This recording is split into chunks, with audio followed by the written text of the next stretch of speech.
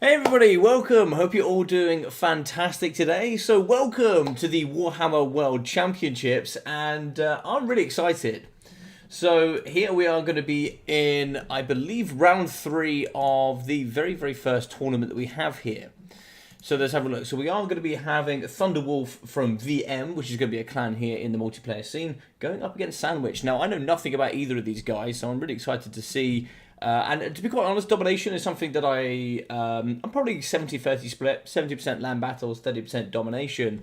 But of course, you know, I'm one of the old school casters that has done a lot of land battles, so I'm really kind of excited to see, you know, essentially what's going to be happening here. So we're going to have Cathay versus the Vampire Counts, which is going to be rather interesting. So of the best of 3, it's going to be 1-0 so far to Sandwich, and then it looks like it's going to be Death Pass and Cathay. Bit of an interesting one. Cathay have gone certainly up and down here. Very strong in land battles, domination, really all over the place. But I hope you guys are doing really well. So let's kick it off here. So let's get a little poll going. So who is going to win? Who's going to win? Are we going to be having Grand Cathay? Or are we going to be having the Vampire Counts?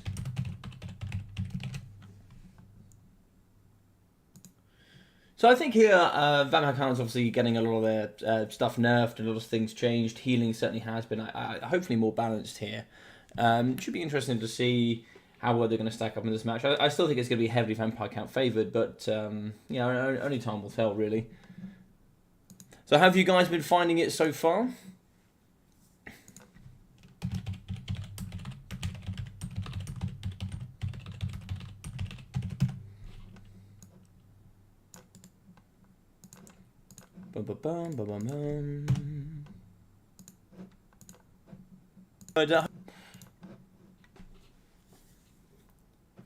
So let's go through this so far. So it looks like, yeah, so some people here are going to be in round 4, which is also going to be known as the quarterfinals.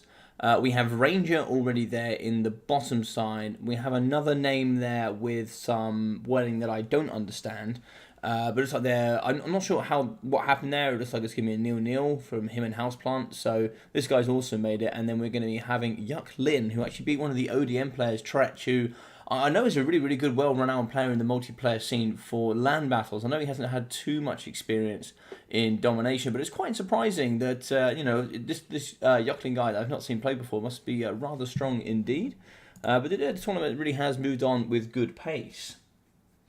So if you guys do enjoy any of the stuff today, what's really important for you guys to know is the fact that any single one of you can join and play. So this is going to be one of, I believe, 14 to 16 qualifiers we're going to have here throughout the month of November, so you can hopefully try and get into the later stages and try and win some goodies and prizes for yourselves, which will be really fun. I'm going to be hosting 2 more of these myself. And yeah, really excited. You know, I want to say thank you very much to Samurai, Moors, and then also especially today Phoenix. And Phoenix has been fantastic. They've been organising the tournament really well, and they've been my executive admin today, and they've done everything for me that I could possibly ask of them. So thank you so much for that. It's going to be 14, yeah. I thought it was in and around that, but there we go. Samurai Warrior, the man, the myth, the legend. Everybody's got to say thank you so much to that man. He really has done so much here for this tournament.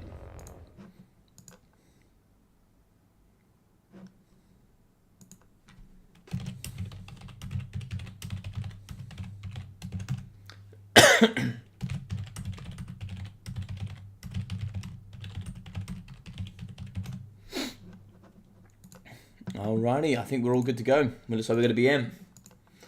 Alright, so looks like we're going to have some crypt horrors here.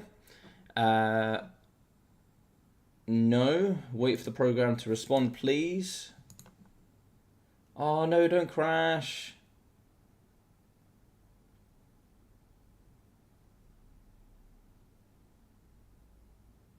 Oh, well, this has gone well. Hey, Mark, how you doing, buddy? Hope you're doing well. Hope you're doing well. It looks like it has crashed, which is super great. That's exactly what I wanted when we got into this game. But it looks like we're going to be having Manfred, which is rather interesting. Manfred has an absurd amount of mana that he can produce. Oh, there we go, we're in. Yeah, and this is something that Samurai's brought into a really interesting point. Grand Cathay have had so many buffs thrown in their direction to try and keep up with the domination, because they're a relatively slow faction. The time has been increased here in domination games. Harmony certainly has been bolstered, and you're only going to be getting 50% there for the Dragon-Blooded Lord. So is that going to be enough there to keep out with the healing and just pure mass health pool that is the vampire counts? Lots of zombies, skeletons. We are going to get the stalkers as well, the Regiment Renown. They actually bring extra armor, which is really, really quite cool. I think it's 60 or 80, I can't particularly remember. I think 60 off the top of my head. And yeah, just having tankier, slightly cheaper units is really good for capping those domination points. Crypt Horrors as well, I'm going to bring that regen, armor piercing, good monstrous infantry that can push through the front line. It's very, very strong indeed. OBS on YouTube, OBS on Twitch. Yeah, man, like, I actually find it the other way around, right? I find OBS to be a bit of a struggle on Twitch. I find it to be a bit of a nightmare, actually. A lot of carts there. Yeah, the corpse carts are certainly something here. I think they're just going to be the regular corpse carts as well. So let's have a look here. So the regular corpse carts, they're going to bring the Vigor Mortis, which is going to give that Vigor and melee attack, melee defense. Really, really important here for the low stats of the Skeleton Mortis, etc. Especially if you bring Graveguard. Graveguard, you know, they have really, really good anti-infantry stats, but really not many base stats to push with. Over on the other side, of course, Poison, Regen, Armor Piercing for the Crypt Horrors. These bad boys, really quite strong. I think they were debuffed with a bit of a price cost there. But Necromancer in the front, what's he going to be having? So Necromancer here, he's going to be having Raise the Dead, Forbidden Rod, and the Lesser Raised Dead. Okay.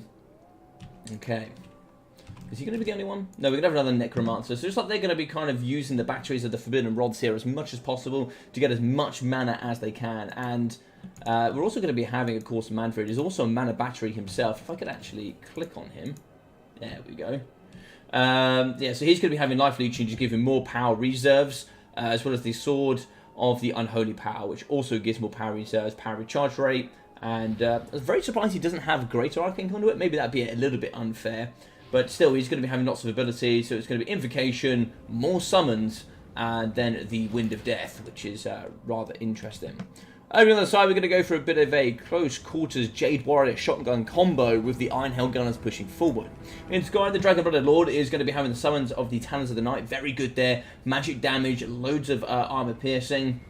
And the same there for the Ancestral Warriors. So two of those summons of the bad boys with the Halberds is going to be rather good indeed.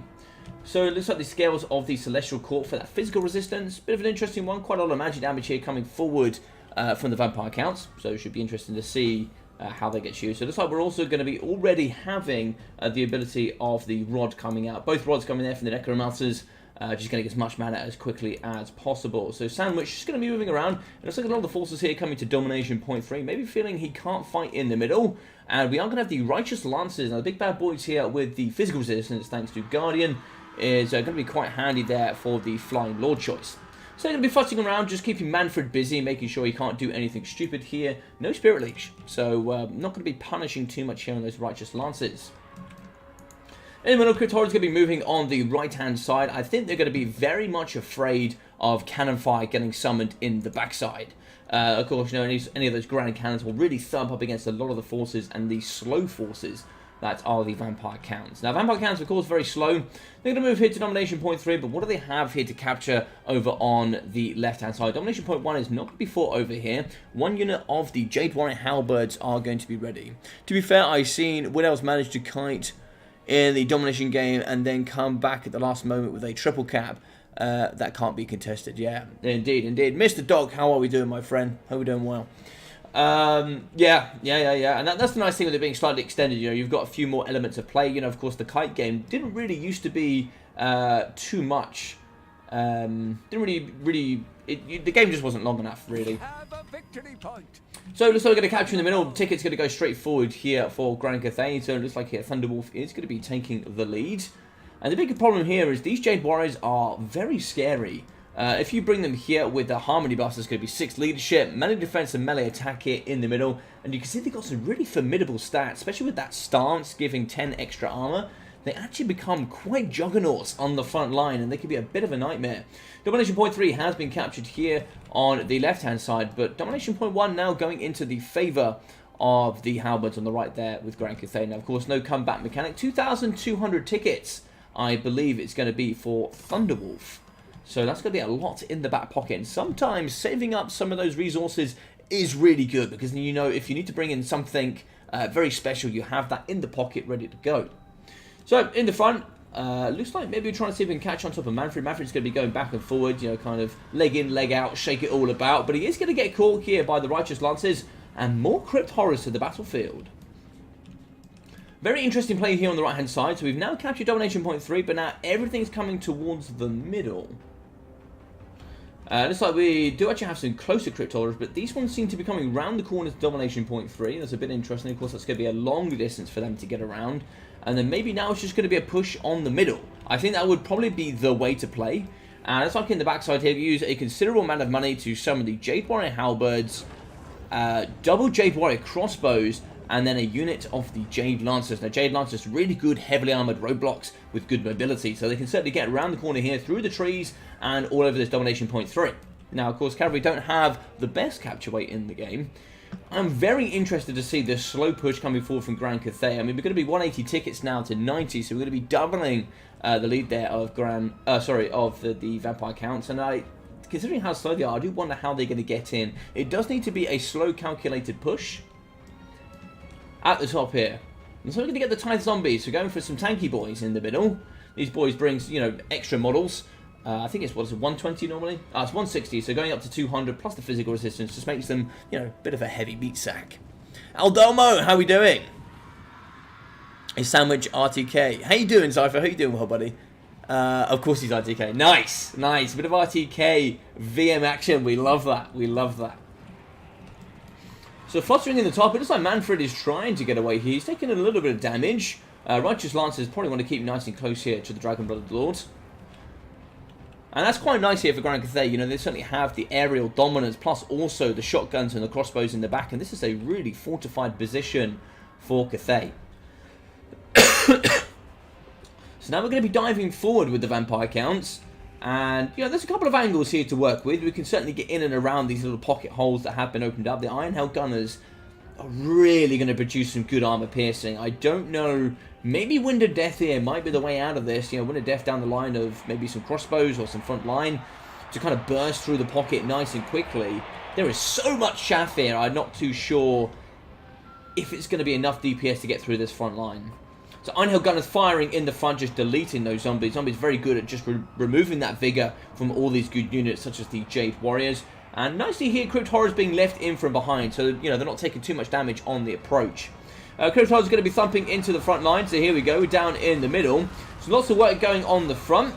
They're going to be thumping in quite nicely, but of course they are big targets. So the Iron Hell Gunners are going to be absolutely smashing into the face of the Crypt Horrors. And then the sky, we're going to be fluttering with the Righteous Lances. Now, we could land with Manfred. He's been rather damaged here. And it looks like we are going to be getting, yes, lovely, Talons of the Night in the middle, catching so many units. Lovely stuff indeed. In the backcard here, Iron Hell Gunners are going to be breaking. And this pocket really is now starting to open up. Now, if we go on, it'd be quite nice here if you could actually see the capture balance on both sides. But it's like we're not going to be able to see that here so far. Maybe that will be a future update from CA. But it seems to be here that Grand Cathay are going to be holding, hence the double green arrow there, showing that actually they have quite a lot of pressure here on Domination Point 2. Now, for this trade, Domination Point 3 is going to be open. There's no reason that a Vanguard unit couldn't come around the corner here and certainly sneak a nice little play in the backside. In the middle, they're going to be pushing really hard. We can see at the top here, Manfred is suffering. Manfred is falling so goddamn hard. Manfred needs to get out of there as quickly as possible. 105 speed. I think there's 105 there for the Righteous Lancers. And then we get a summon of the Devils of Schwachterhafen, the Vargeist, moving in. Very, very good stat lines indeed. And they also do have hunger, so they can heal when they are going to be in that glorious melee combat. In the middle here, we are going to have zombies pushing on top. And now they're going to start to see a bit of dominance here in the middle up against Grand Cathay. Lots of harmony going off here, left, right, and centre. The Lord Choice is going to be in the middle. She's going to be flying after Manfred. And this here is going to be a glorious fight of old. And it looks like the Sugar Gun is going to get down and dirty here with Manfred. Invocation is going to be upgraded to give that air of effect for healing. Black Knights moving in through the middle. That's going to be the Lancers with Barding as well. So it's going to really emphasize on that charge bonus. But Manfred goes to the floor and he's suffering. He is really, really suffering. The Knights are going to be pushing through the middle here. Looks like they're trying to get in the back and compromise some of those Jade Warrior crossbows. But it looks like Halberds are going to be the roadblock that's going to stop them in the middle. And it looks like here we're now going to be landing with the Dragon-Blooded Lord. And yeah, I'm going to say it's pretty good there from Thunderwolf. Thunderwolves are going to be all over Manfred. And there's not too much here that could really stop that.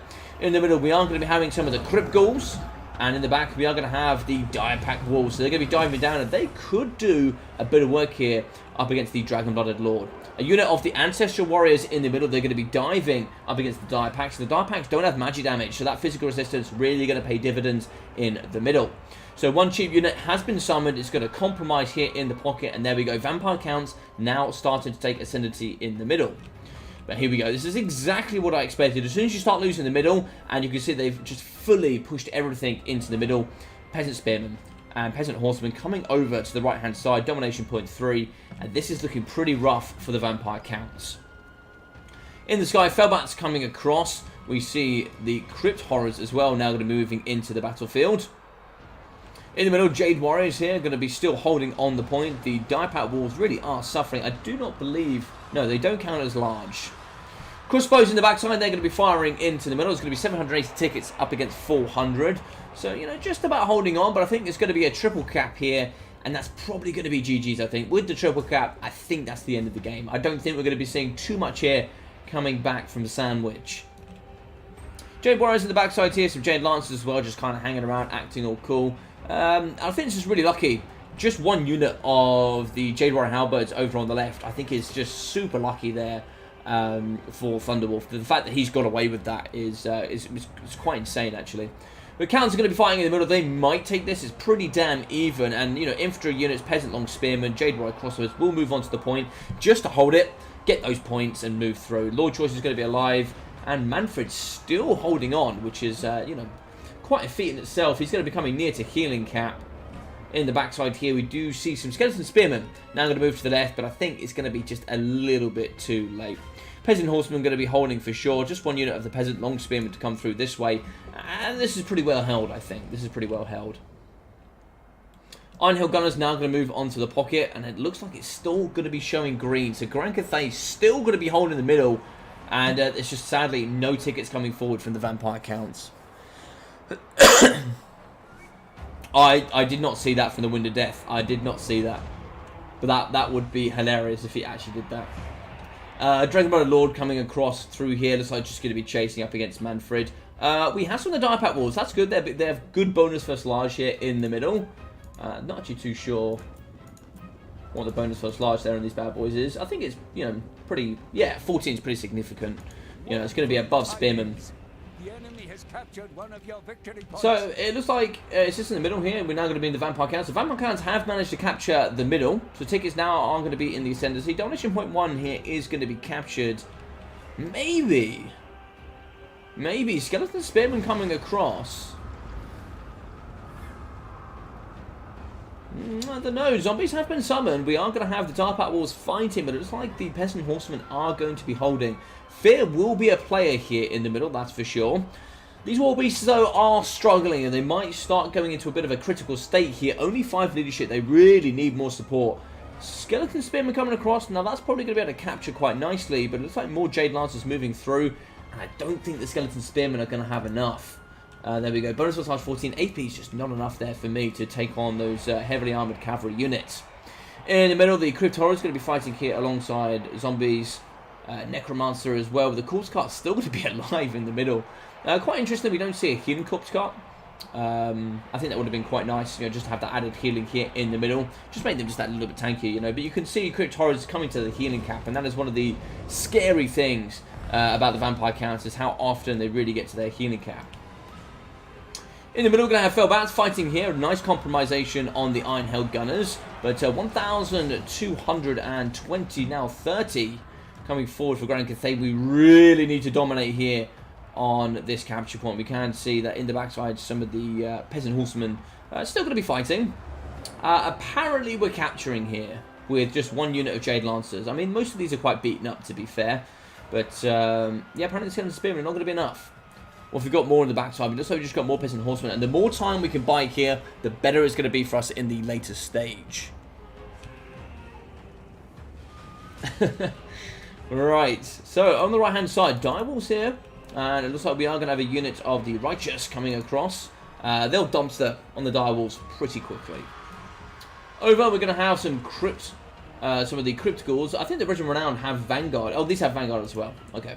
But in the backside, Jade Lancers could probably get in the back here and start fighting against the Crypt Horrors. They don't have much AP, so you could probably, you know, at least hold them back for a good considerable time. Over on the left, just like Skeleton Warriors, the Lord Choice could get in and be busy. I have no idea. I have no idea how Manfred is still alive. I honestly have no idea how this man... He's been withdrawn. I think that's actually quite smart. You don't take any penalties for leadership from that. In the middle of those, like 3 units of cavalry are going to be holding the fort like absolute legends. We got a summon of the zombies, which of course, you know, will not count. And the Skeleton Spearmen. And a great win there for Grand Cathay and VM Thunderwolf. Very interesting stuff. So let's have a look here. So Manfred, 1,000 value for him. Yeah, quite interesting stuff. It fell 50 and it looks like 200 there for the Necromancer. Good mobility, good magic. Wind of Death, which apparently destroyed his own army. I missed that one. I do apologise. But 800, 200 from the Crypt Horrors. And it looks like, let's have a look, 83, 200, 75, 1 from the Skeleton Warriors. 93, 28, 26, 18. I think it was good to see that, you know, Vampire Count certainly won that middle pocket, but they kind of had to throw the entire kitchen sink at it, which is a bit of a shame, really. And it was very interesting to see the... I mean, you know, of course, you know, I'm not playing here, but one unit Halberd certainly held that right-hand side, and it was just free tickets for Thunderwolf. And it just, you know, there was nothing to compromise that all game. Domination point 3 was captured and then entirely left. There was nothing kind of holding that domination point. And I think that domination point 3 was the one that was going to keep them in the game. So the fact they had to rotate everything round to win the middle, which you looked like you needed most things there to get that victory. It was rather close. Yeah, it's an interesting one for sure. It's an interesting one for sure. 1,780 there for the Dragonblood Lord. 2.5k for the Righteous Lancers. Very, very strong. Yeah, and these boys did some work, that's for sure. And they certainly put the hurting on Manfred. Crossbows, 1,000, 550 as well. They would have just been, sorry, no, 1,000, 1,200. It was 550 from the Jade Warriors. And that's quite interesting. You know, they're going to be getting their value whilst just slaughtering zombies. They're only 100 gold. So they're going to be getting most of that value from zombies, skeletons, and that's all added up shaft. 127 kills, 150 kills.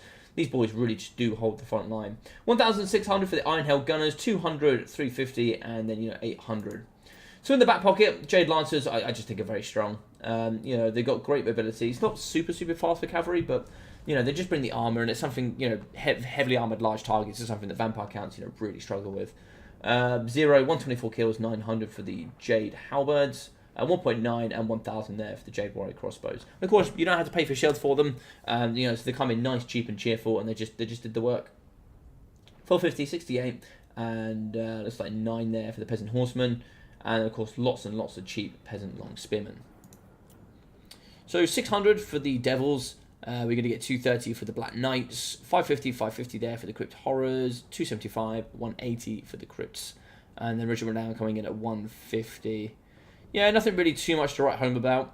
Yeah, maybe a couple more failbacks here and there. Maybe could have done, you know, a little bit more.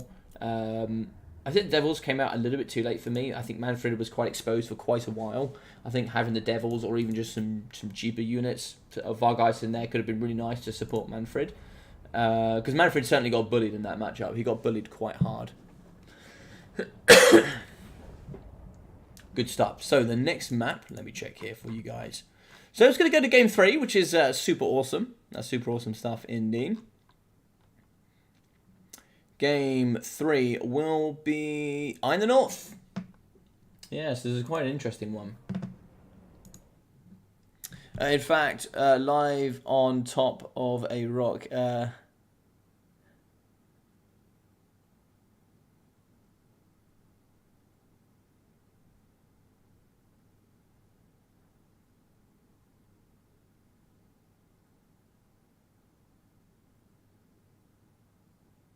Yeah, VC are rather strong right now, so I'll be very interested to see what factions have come first.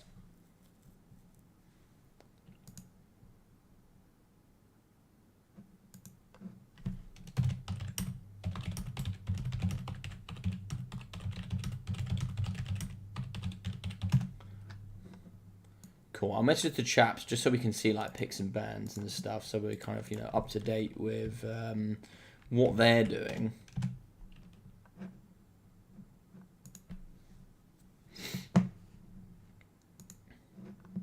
So Iron the North is another interesting map. So you can see here in the middle you're gonna have these. They're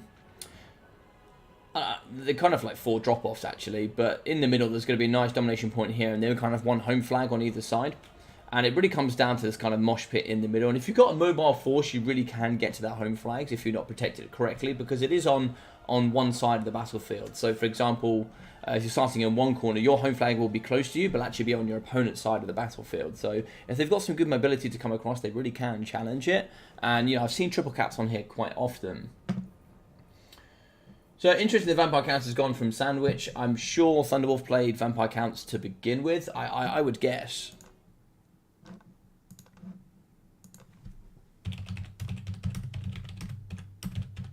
Let me find out Game 1 factions.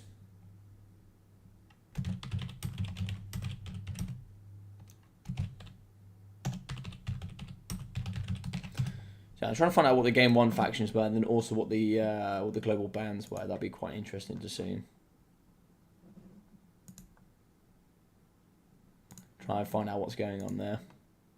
So let's update the scoreboard. So it's going to be 1 piece. Doing pretty well so far. Even crushing your defeat is still a moral victory. So I'm just going to let you guys know again, and I'll be doing this quite often, so sorry you might get bored of me saying this, but if you guys are enjoying any of kind of the multiplayer scene here for the Warhammer World Championships, firstly, I think we're going to be trying to do this every single year, but if you do want to play this year, you can do. We have 14 total qualifiers that are going to be going forward, held by myself, Turin. It's also going to be Darv, Human Boy. There's going to be loads of us getting involved and casting these events. And it'll be 14 times over this month here in November. So, guys, please do feel free to come and get involved. Have a great time, and then hopefully you'll be seeing yourself on live stream like today. If you have any questions, please feel free to put anything down in the bottom chat. Feel free to just say hello as well. Just let me know who's here, who's having a good time. So there's going to be Skaven against Dark Elves. Global bans were Slaanesh, Warriors of Chaos, Vampire Pirates, and Toon Kings. Interesting. So Skaven versus Dark Elves. Okay. I think Mima's Darkblade might definitely make an appearance here. I would have thought.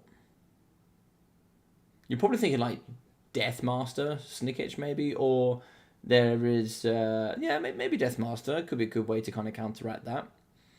I know me and Ducky had an interesting game where I was the Meme Master and he was Deathmaster, and we went at it for a bit. Nobody really won, so in total I lost. But super question. But what is the prize pool?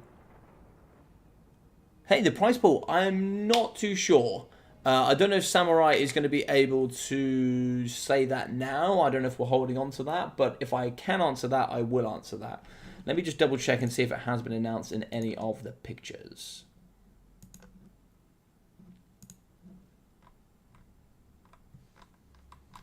I think last year we raised money, and then the total prize pool was split between the top 16, I think. Yeah, so I think last year it was $1,500 for the winner, then $900 for second, $650 for third. It was $400 for fourth, $300 for fifth, $200 for sixth, $150 for seventh, and then eighth with $100. So top 8 players got paid. I believe it was a total of $3,000 or something like that in total. And last year it was Even Star that went away and beat Alfredinho in Game 7 last year, I think it was, with Turin casting. It was quite the event indeed. Quite the event.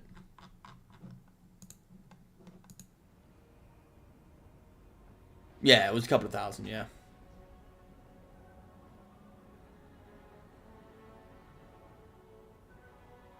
Yeah, it was really good. Yeah, it was really good. It was really nice that the community came together and, you know, put on, you know, came together, just put some good money.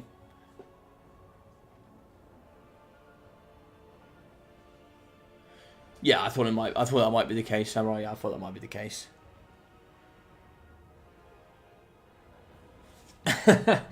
Alfredinho played really well. I seem to remember, like, even start going up quite quickly in the series. I think it was sort of like even start Alfred, even start Alfred, even start Alfred.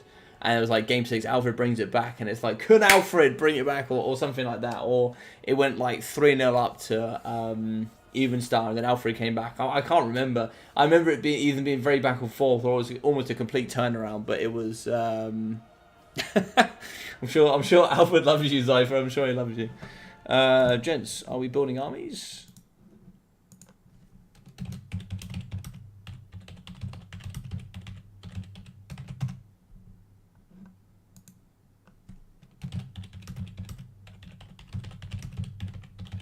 Are we building armies? I can't see any armies being built.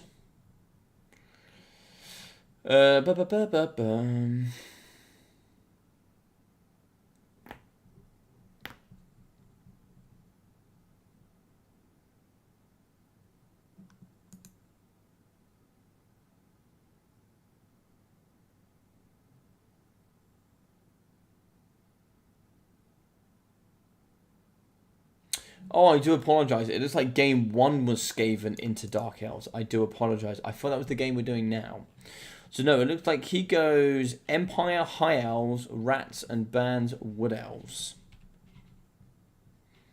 Okay, I guess he just doesn't want to play Wood Elves into Rats, I would assume. Wood Elves, that's an interesting one. So Empire, High Elves, Rats, and it looks like we can't use Slaanesh, Warriors of Chaos, Vampire Pirates, Tomb Kings. All Wood Elves. And then on top of that, we also can't play... He can't play Rats. So that's a lot gone already. That's a lot gone. Maybe Tzeentch could do quite well here. It's a possibility. Hopefully, this year's finals are going to be of a similar quality. Oh, they definitely should be. He was 3-2 up, or 3-1 actually. Shameful display from Showtime. Was it Showtime? I thought it was Alfred that was in the final. It might have been Showtime, to be fair. I'm pretty sure it was Alfredinho. I could be wrong.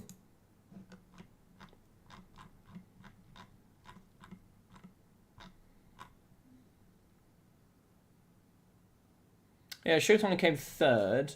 Lotus came 4th. So I assume it's Alfredinho even star final. Unless you're talking about a different game, Zypher. Not too sure.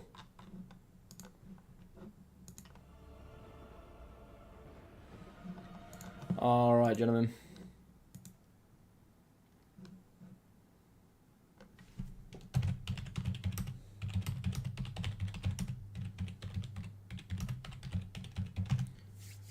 Can we be a little bit swifter, please, gentlemen? I know this is like, you know, really tough when we're picking matchups and stuff, but, you know, I am limited on time.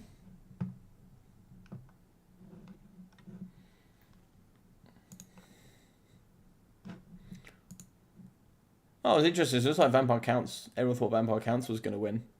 That's very interesting. Yeah, it's a tough one, really. It's a tough one. I'm not really a big fan of Vampire Counts. It's never really been the faction for me.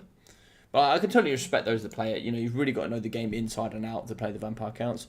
Please make land battle tournaments too. They are the ones I enjoy watching. Hey man, if you I don't know if you've seen much of my channel before, but if you look at my channel, I actually do a lot of land battle stuff.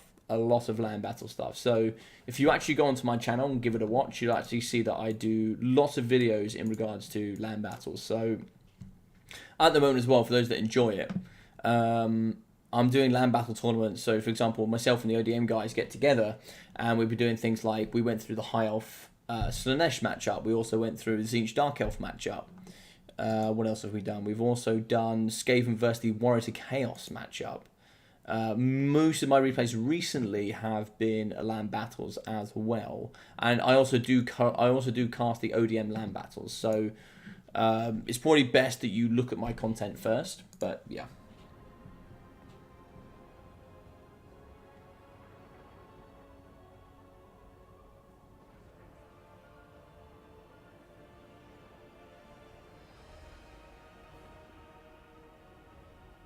Yeah, so recently, so for all the guys that maybe haven't been watching me as much, I was doing a lot of tournaments all the time during the last 2 years. But recently, I've really struggled because I've got 2 jobs and doing a master's degree, and I've got other things going on as well. So I've been really struggling to get tournaments and stuff together.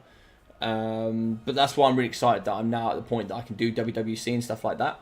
But I think once we've got through WWC, I'll probably be going on to do more tournaments again. So yes, for sure.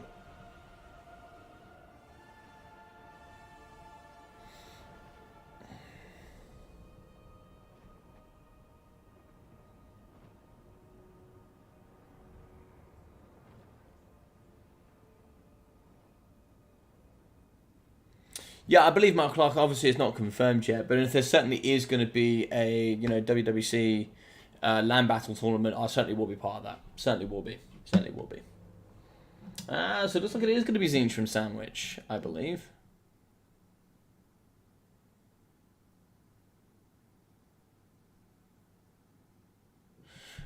So this is going to be Tzeentch Ban Empire. So it's going to be Tzeentch either against the Rats or Tzeentch against High Elves. So it's High Elves or Rats, which is kind of what I expected, right?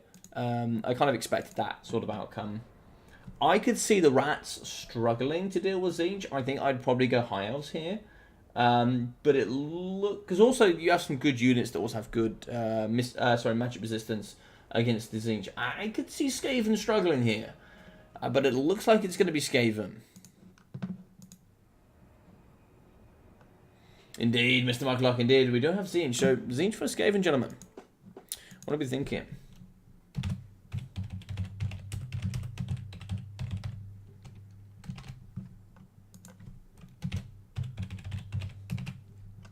What are we thinking? What are we thinking? Are we thinking of the Tzeentch or are we thinking of the Skaven? What are we thinking? Compare VL to any mirror Dom tournament and the numbers are telling. Yeah, I think that I think also it's one of those things, right? They're like, certainly like when you have new grass and it's greener on the other side, everyone's like trying Dom, loving Dom. I think there'll be a time where it becomes balanced again for sure. How do you guys always root for the baddies? You think Skaven are the goodies? Mark Luck is a man of refinement. He is. He is. He's a man of myth and legend. Also, guys, I have to say, recently I've seen a lot of you guys subscribing on the channel. I've seen a lot of you guys following, watching videos, all sorts. I know I haven't posted that much, so I really, really appreciate it. And I'm sorry that I haven't been around. I really do want to be around more. It's just been really tough in these last days. So bear with me. I also had COVID recently. I had COVID for a good week, and that I'm still kind of feeling that now. I'm getting times throughout the day where I'm just exhausted. Yeah, I've still got this cough that I cannot shake. Cannot shake this cough, man. No matter what I do. But yeah. Absolutely, Tzeentch is pure evil. I don't know. It's more trickery than pure evil. I mean, I think Khorne is pure evil. I could definitely say that. I could definitely say that. With those shields, though, maybe you're onto something. Those shields and the Lord Snipe abilities. Yeah, I guess that is one thing, right? If you have a Skaven Lord that is going to be having Stalk, it could be quite hard to snipe that. But you're going to have really cheap casters from Tzeentch that are going to do some good work for sure. Nurgle's Blessing. And so Mucklug is just an advocator for Nurgle. Don't you worry about that. Mucklug was born in the Nurgle, moulded by it. He didn't see clean till he was a man. Even then, I'm not convinced.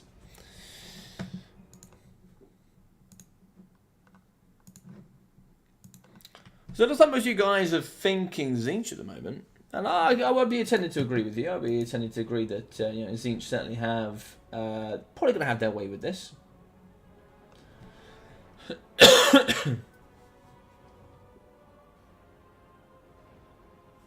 Well, I'm ready when these chaps are. For sure, I'm ready.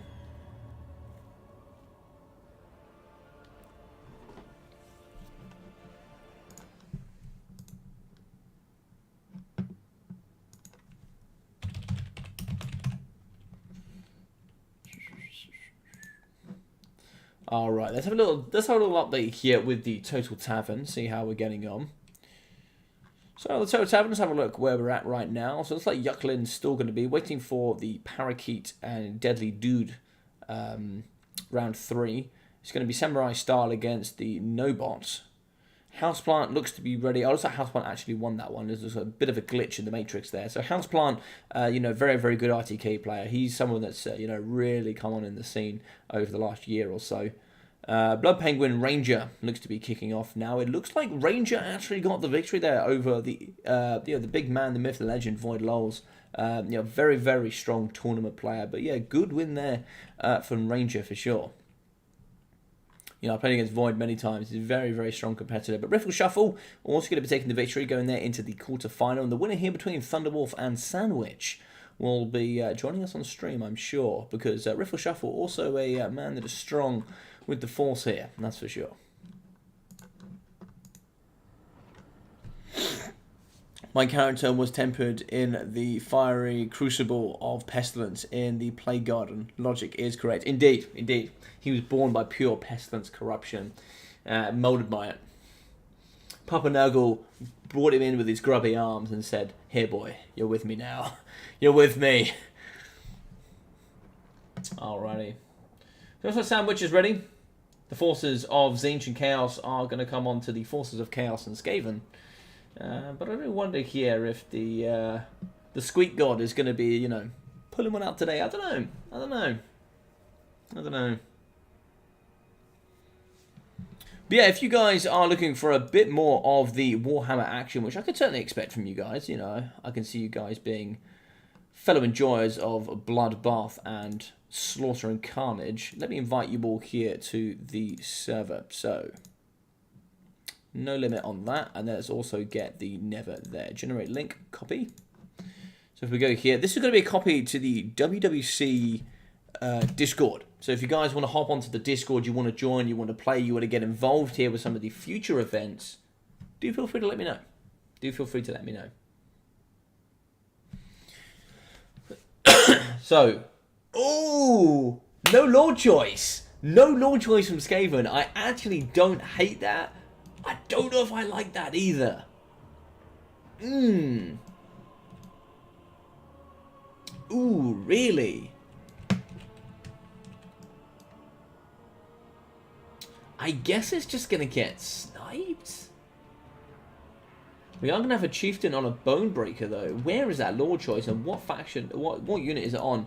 It's going to be on a unit of Skaven slaves. I don't know if that's ideal. Can we actually see the Lord choice? Okay, it's going to be one of these random guys here in the front, but it's on a unit of Skaven slaves, which are... they're well known for sticking around. They're well known for sticking around. So we're going to have Clan Rat Spears on the front. Skaven Slaves. Lots of the bad boys. Night Runners in the front as well. And in the back here, we're going to have some Rattling Guns ready to go with that Chieftain. We're going to have the Poison Wind Globies. And some more Clan Rats in the backside. A unit of Cheap Boys to get here onto Domination Point 1. That's an interesting pick.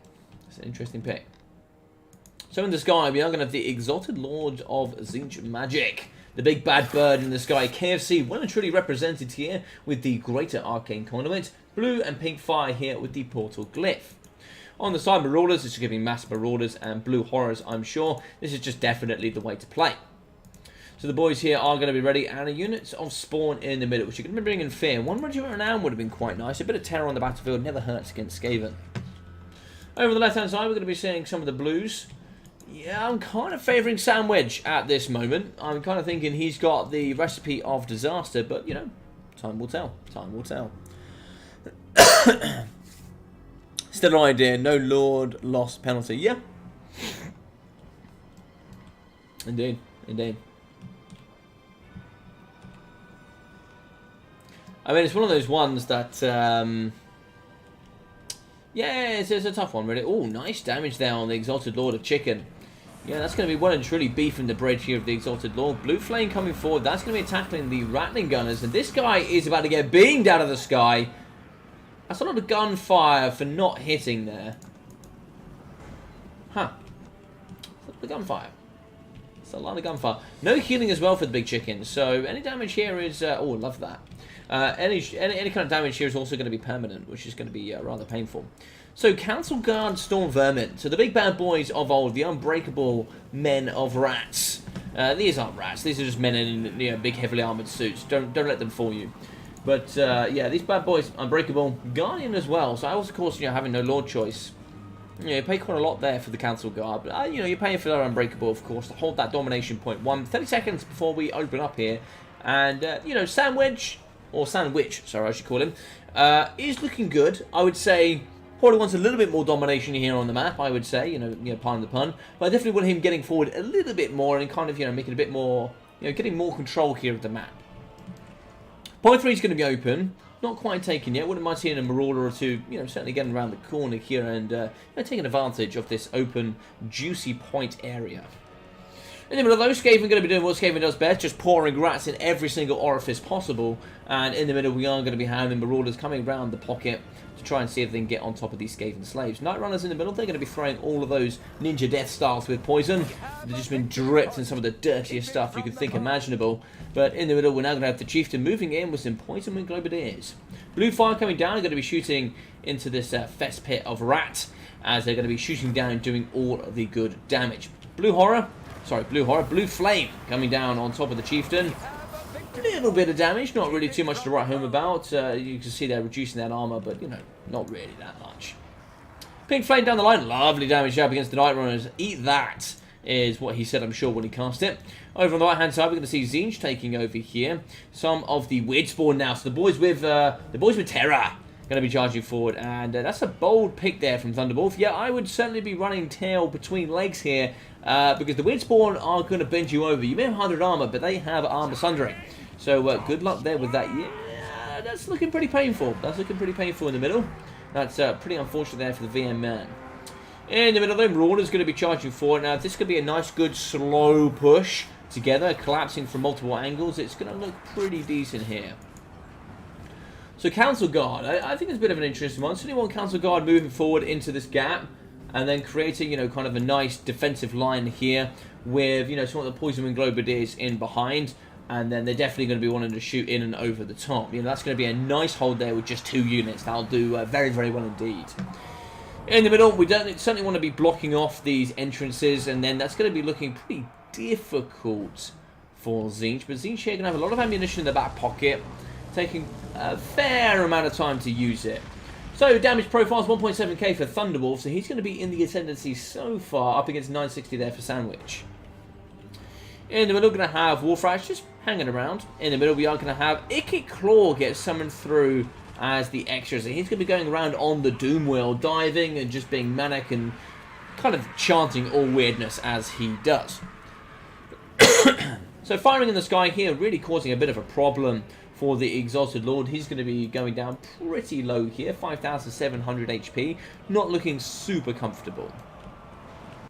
So, in the middle, Spawn going to be charging over. Lots of point and tick damage coming from the Globadiers, but the Spawn have pushed through, and now they're going to punish the Poison Wind Globes. In the middle, the Chieftain's going to be thumping on in the middle pocket. So, Spawn here with the armor sundering, and Marauders now going to be fighting up against the Marauder. In the middle, Tzeentch now do take a bit of domination, and we are going to have 2 and 3 in the Tzeentch favour. Tickets are going to be of the advantage, but now Blue Horror's moving through. I don't know where the Council Guard went or why they went there, but it looks like they're now going to be back on the domination point fighting up against the Blues. Blues have good ammunition. They've lost a lot of their shield here, but now they're going to be getting kited and shot from the Poison Wind Globes. Good damage in the middle. We'll be certainly taking that back rather soon. So now we're going to get Rat Ogres in the pocket, and they're going to fight here quite nicely. I can imagine this is going to go back and forth, and I certainly think Wolf Rats are going to be rather important here for the fight. So, Marauder Horsemen of Tzeentch, they're going to be throwing those lovely javelins into the middle. Wolf Rat's going to be fighting amongst the Marauder Horsemen. Clan Rats moving into the middle as well. Poison Winds, the Globadiers, they're not having a great time. Furies, they're going to be diving, and, you know, of course, 110 speed is going to be very good to fly around the battlefield with. In the middle, Rattling Guns have been broken with the Fury Sandwich, and we're also going to be having the Spawn of Tzeentch in the backside, which is actually going to be getting the Flint and Ruin going down on them. Claw moving through the middle, fighting up against the Weird Spawn, and then also some of the Marauders of Tzeentch. So 4,200 here for Thunderwolf, 2,400 for Sandwich. And I think Sandwich is, you know, he's going to be holding the battlefield quite well here. But of course, he's going to be evening up the game, but kind of, you know, below half on that damage value, which is really not looking good here towards the later stages of the game. There's no combat mechanic, so all damage is, you know, unfortunate. In the middle, Night Runners can be moving away. Here in the middle, we are going to have some more Night Runners just kind of diving around the back pocket. You could probably sneak these onto Domination Point 3, and that would be a shame there to capture that one for free. In the middle, we are going to have the Spawn fighting up against Clan Rats. And now we're going to get some of the Forsaken, and quite like the Forsaken in this matchup. Magic damage, plus good armor stats and mobility. 46 speed there for 85 armor. Pretty good there for their armor class. In the middle, Rattling Guns is going to be shooting, but of course you can see here, it's going to be more Furies diving down, doing the damage. Poison Wind Globes and Rattlings getting compromised at the same time. Wolf Rats moving in, Clan Rats as well. And now the Council Guard going to be diving forward. Council Guard, you know, anti-large halberds, they'll take care of the Spawn of Tzeentch rather quickly. Everything here has been thrown in. The kitchen sink has been grabbed from Domination Point 2 and shoved down the orifice of Domination Point 1. And it's going to be kind of trapped in here. And look at that, that's not good. And now we're going to be slamming down with a good Thunderbolt effect here in the middle. That's going to be good damage on the Marauders. In the middle, Spawn of Tzeentch going to be the backside. Lots of Spawn of Tzeentch here really have been invested in. Ratok is going to be fighting in the middle, but this Domination Point is getting held onto. Now, you can have the ascendancy of damage value, but are you going to take advantage of that? Domination Point 3 looks like it was trying to be captured here by the Skaven. Poison Wind Globes coming over the top. Maybe shooting the Blue Horrors. It's probably the way to go there.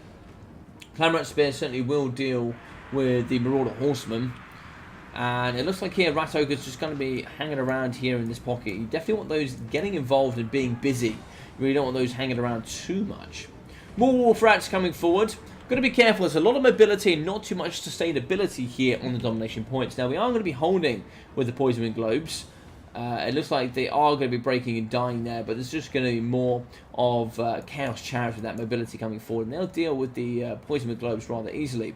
Wolf Rats probably want to come around the corner and help deal with these Chariots. You kind of slow them down a little bit, allow Rattling Guns, etc. to kind of finish these bad boys off.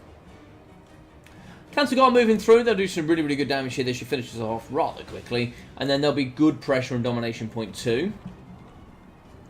Wolf Rats are going to be capturing here alongside some of the Rats Ogres. Skavens on as well with their cheap boys with Night Runners in the back. Definitely want to be taking those off the battlefield. On the battlefield, we're going to be seeing some Spawn here, mixing with Marauders and more. Actually, the Regiment Renown there, the Weird Spawn, are going to move on top of the Domination points. Hope trying to see if they can capture. I actually wouldn't hate moving some of the infantry out now. Don't allow them to get Domination presence. If they do, it can be a bit of a nightmare.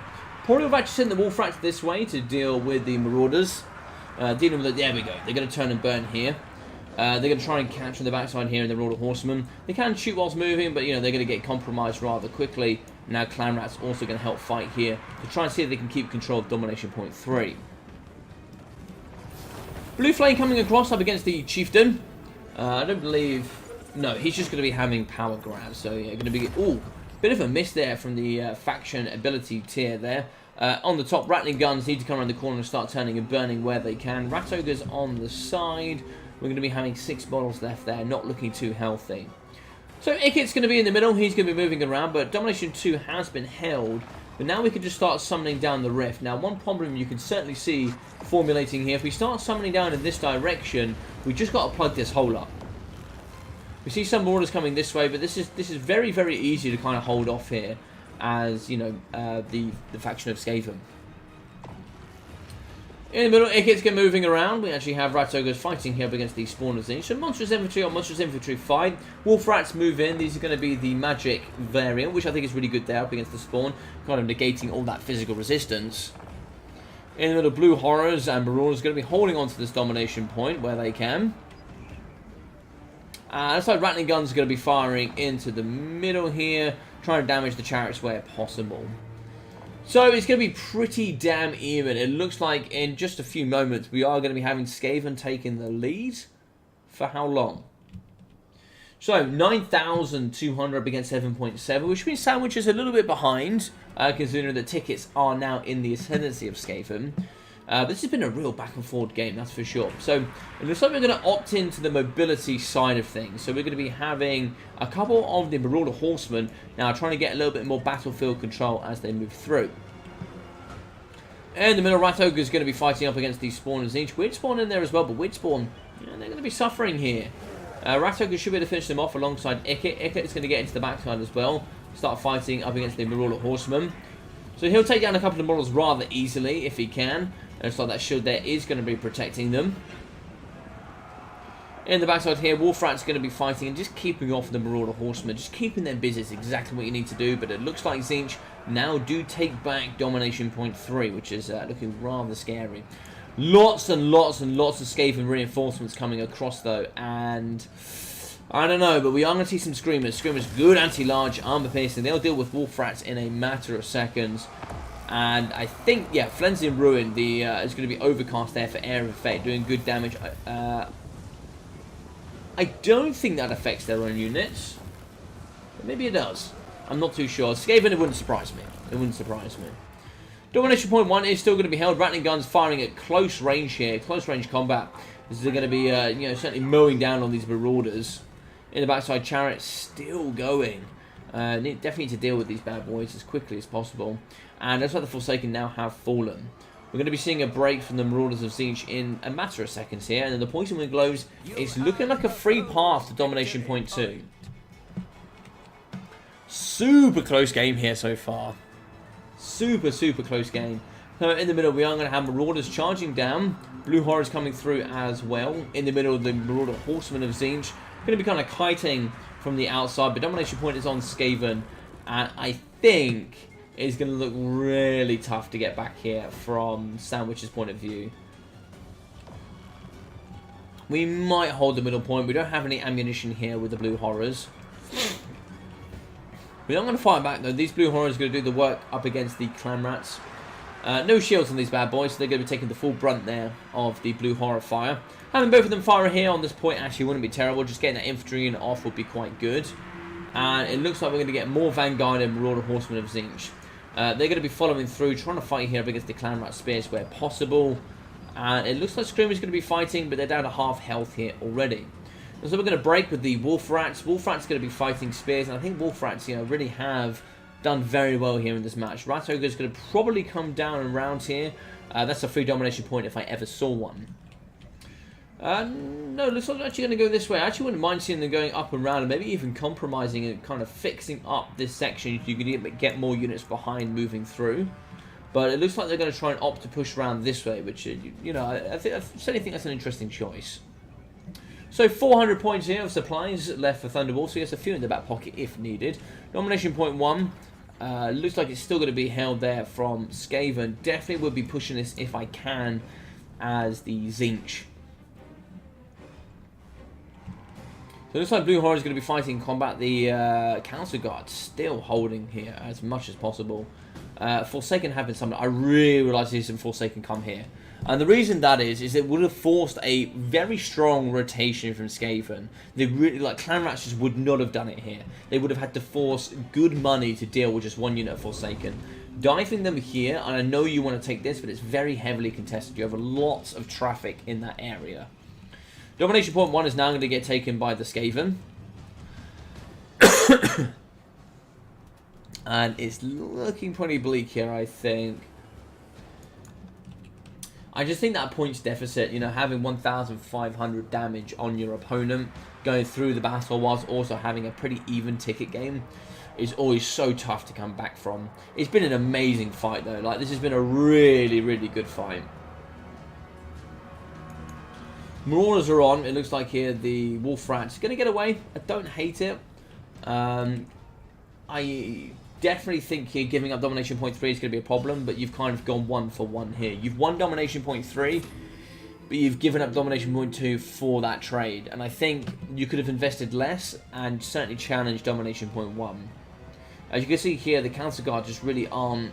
You could actually probably summon that off now and then maybe look to get them back in. Having them back in at 4 health really would do quite a lot. Wait, that was gerbils, not rats. What was gerbils? What was gerbils? Rat Ogres here fighting up against Blue Horrors. It looks like now they've taken it, they're just going to flood everything in. And I think that's right. I think you've got to do that at this point. You are going to need, I think now, to capture domination point 2 as quickly as possible. Problem is you can't just feed everything in here, because one unit of wolf rats like this could just now scoot straight into domination point 3. You've got 2 units of clan rats moving forward. You can send one down here, you can send one across, and you're really splitting up this force now. So we can see we have Forsaken in the backside. They are coming across, but their effect on the battlefield really hasn't been utilised. Like they've been summoned here, they've come through, had a little fight, and now they're coming around here. So they spent a good minute not doing anything, and I think coming over here was certainly the way to go. It looks like we are going to get an immediate summon of the Marauders. Do they not start with shields? I assume they don't. I assume they don't start with shields. Maybe they have to build it up. I don't actually know that. But we can see in the middle, Blue Horror is going to be fighting here. And looks like we're going to beat back with Rat Ogres and the remainder of the force. Now, looks like all of them are going to move in. I don't blame them. Just keep them off the domination point, and it's just a matter of time.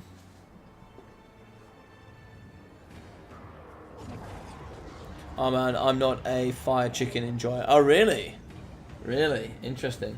And there we go. You can see this here. That's just going to go straight to domination point 3. And that is what is so nice about the Skaven, right? They just have these mobile units that get across the battlefield, and yeah, it's painful, man. It's painful to see just 3 rats running that way, and just very, very quickly capturing a point that you just sadly cannot defend. Really well played from Sandwich. It's unfortunate there, unfortunate. Let's go through it. So 1,400 there for the Exalted Lord of Change. So okay value, not really anywhere near coming in paying for itself, but that that is how it is. 720, 560 there from the Spawn. We saw 760 for the Blue Horrors, 350, 370, 460, and 800. So the Blues did pretty well. 318, 111, 340, and 666 there from the Marauders. So 1,082 there for the Weird Spawn. I think the Weird Spawn was a good pick. 830 for the Spawn. They're coming in at I think 1,100 now. I don't know how I feel about the Spawn. I don't know how I feel about them. I feel like they're kind of, they are needed. I'll have to think more in detail about that. But 1,000, we've also got 100 and 0 from the Forsaken, 600 from the Chariots, 440 there for the Screamers, 1,075, 900 from the Marauders with the Javelins. But they got multiple summons. Fury's 250 and 400. Pardon me. So the front line, nothing there. Just, fodder for the Skaven Slaves. 270 for the Chieftain. 380, 400, 950 for the Poison Wind Globes.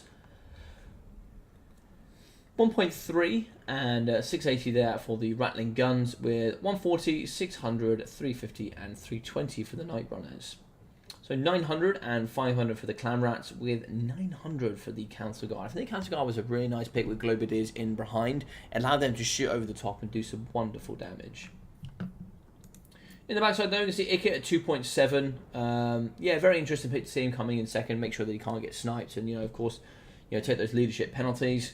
260, 180 from the Clan Rat Spears. Clan Rats coming in at 340, 450, 400, 320 there for the Clan Rats. 1,000, 860, 500, 600 for the Rat Ogres. 900, 800, 300, and 500 for the Wolf Rats. Yes, very strong stuff. So, that is going to be a 2-1 win there to the Thunderwolf. Well played to Sandwich. Yeah, very interesting stuff.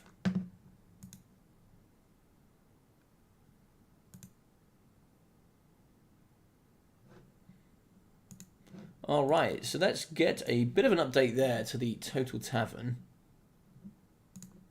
and see where we're at here with the tournament.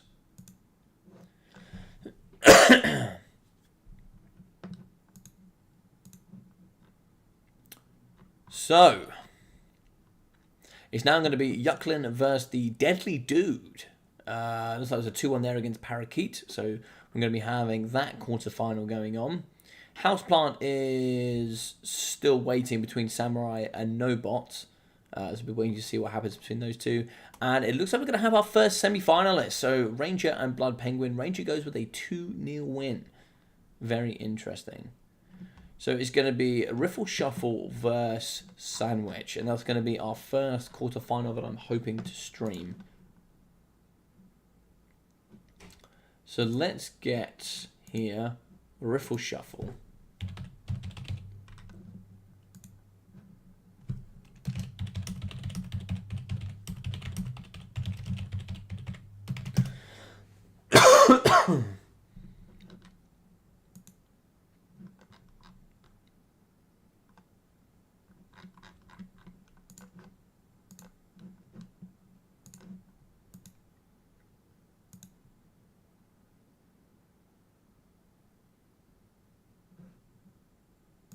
It sounds like Houseplant is ready as well.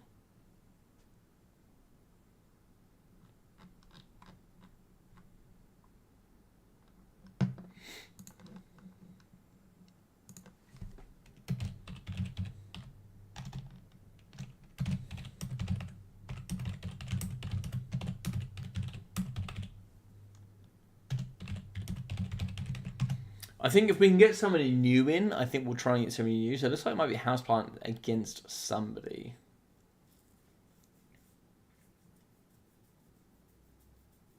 We will have to see.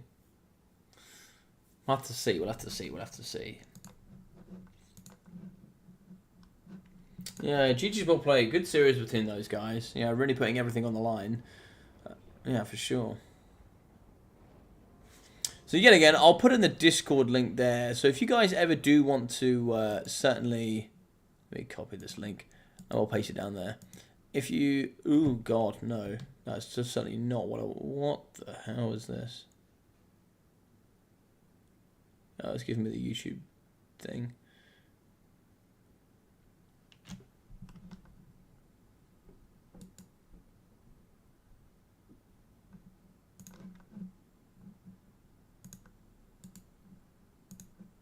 Hopefully that works. Hopefully that works. No, that's not going to work. Okay. I will just get you another one. But if you guys do want to come join, let me give you straight to the hall invite. Add link. Never no limits. Copy. Copy, copy, copy. Okay, sweet. So, that there is going to be the link to join the Discord for the WWC. So if you guys want to hop in, you want to get involved, and you want to see some, you want to come see or play in some actions and stuff like that with the Warhammer World Championships, feel free to join up there for sure. So I believe in the next series, we're going to be having a man, a myth, a legend. So some of you guys might not know Human Boy. If you don't, he's going to be hosting the second event. Which should be really exciting. I believe that's kicking off on Monday, so that'd be great for you guys to get involved in. So it looks like Thunderwolf and Riffle Shuffle are ready. So I think if they're ready, then let's do it. I think.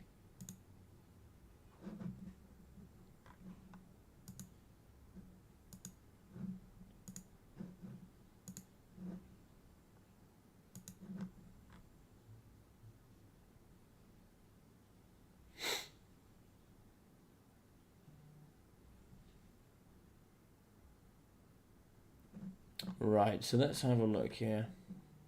Let's get Riffle Shuffle.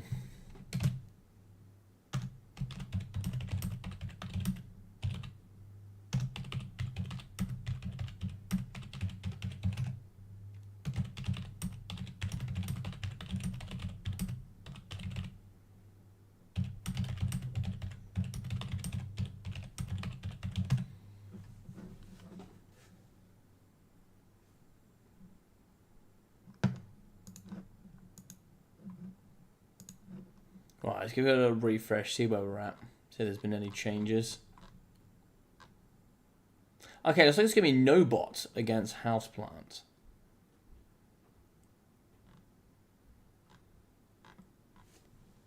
So the winner here between Riffle Shuffle and Thunderwolf will play Ranger in the semi-final.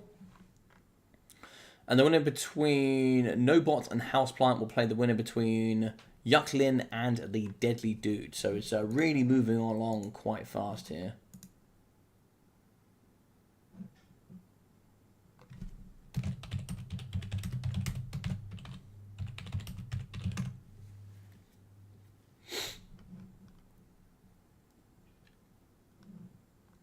So in this round, it looks like we're going to be playing, first map will be, I think we're in quarters here now.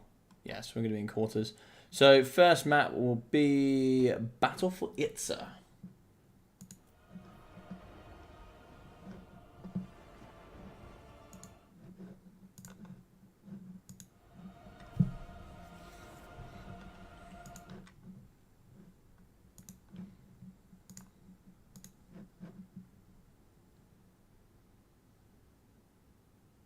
So I have to see what these guys, how these guys are working here. I don't know what the picks and bans are. I'll have to wait to see what they say, because sadly we don't have in-game chat right now, so I can't see what these guys are talking about, you know, until they tell me. So I have to wait and see what they have to say.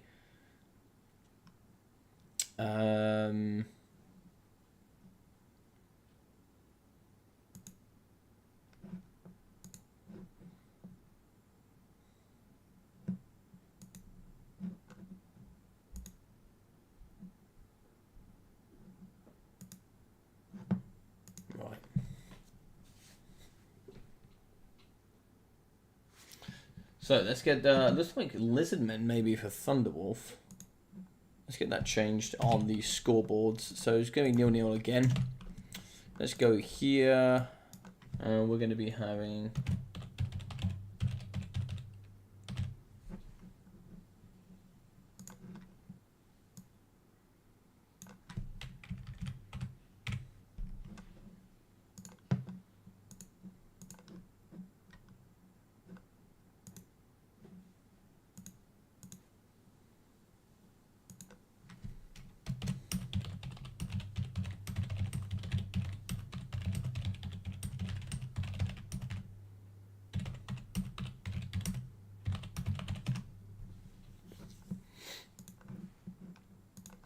All right, awesome stuff. Let's see if we can see what's happening in here.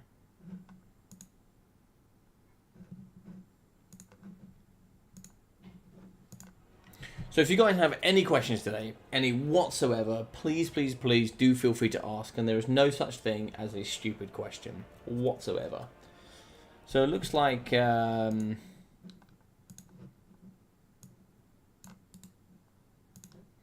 me message Thunderwolf, see if he is able to let me know any details.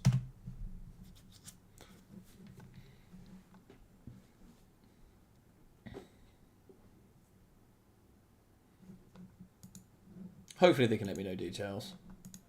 Makes it a bit difficult otherwise.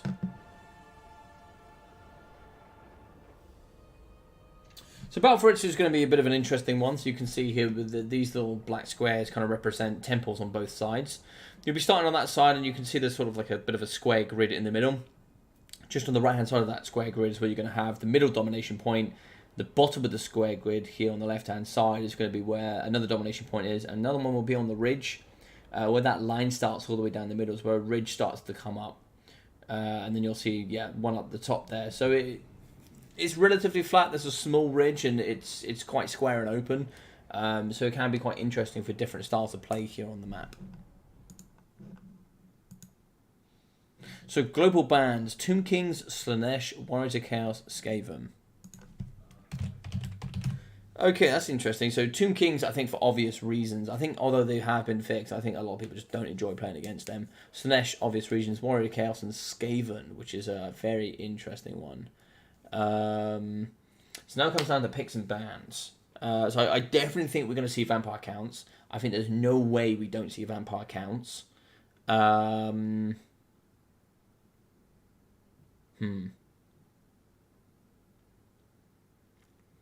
There's some other strong ones. You could definitely see a Tzeentch thrown in there. There's no Skaven. Yeah, we'll have to see. We'll have to see. I know Riffle Shuffle was pretty good with his undead. There's also Vampire Pirates that could certainly get used here. I think Vampire Pirates could do quite well. There's a little hilly on this map, so you have to be careful with that kind of thing. Yeah, it'll be interesting to see how that goes down.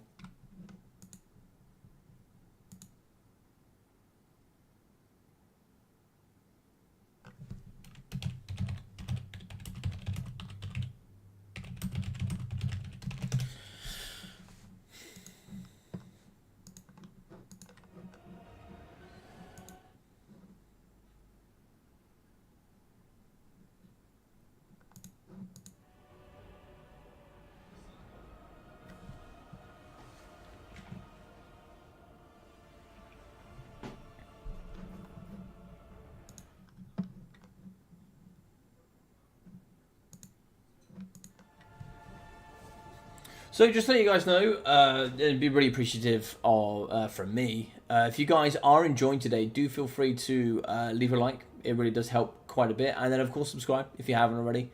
Just that growth from the channel is really important. And yeah, as I said, really soon I'm looking to really get back in again and keep smashing it as much as possible. So yeah, any support from you guys is massively appreciated. Just waiting to see what these guys are doing.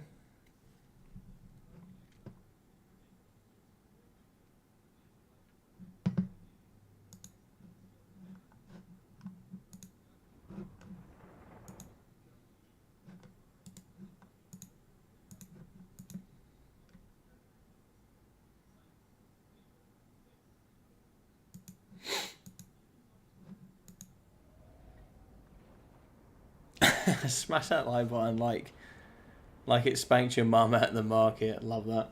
Love that.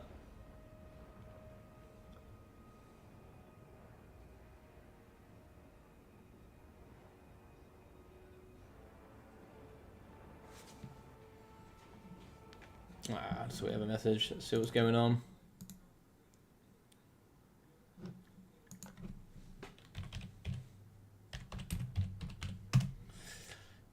So, also, just to let you guys know, from the WWC, I will be casting replays. So I'm going to be casting a lot of the replays that get sent into me.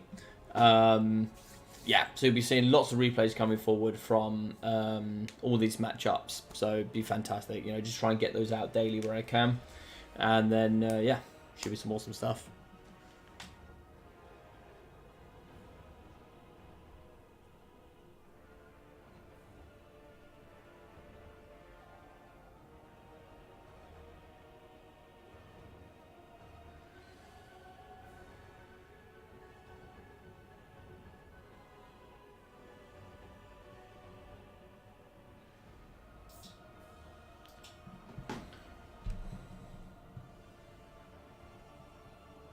Oh yeah, that's a great point. Thanks, Mark Clark. Yeah, so for any of you guys that are really looking to get involved more with the multiplayer scene, you don't know where to go, you don't know what to do, you don't really know how to get started. I do coaching. So I have quite a few people that I coach at the moment. So you come with me. That times that work for both yourself and I, and then I will coach you in either domination, land battles, whatever it is you need to be, even campaign if you'd like. I certainly have given some campaign sessions where I can teach you guys more about Warhammer, and you can certainly learn. And a lot of the guys that have certainly been coaching with me have been learning a lot about how to play in the scene. And yeah, I won't speak for them, but it's been really enjoyable being a coach for these guys and seeing them certainly become quite successful in the multiplayer scene. So maybe if that's something you guys are interested in, then of course do feel free to do feel free to let me know. Do feel free to let me know.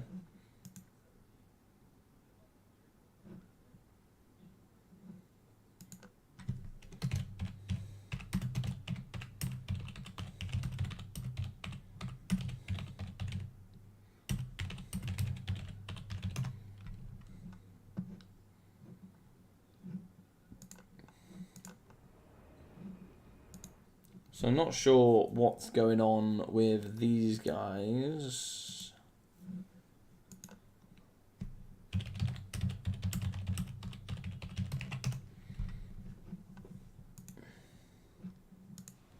Don't seem to be doing so much right now. So hopefully it's still moving.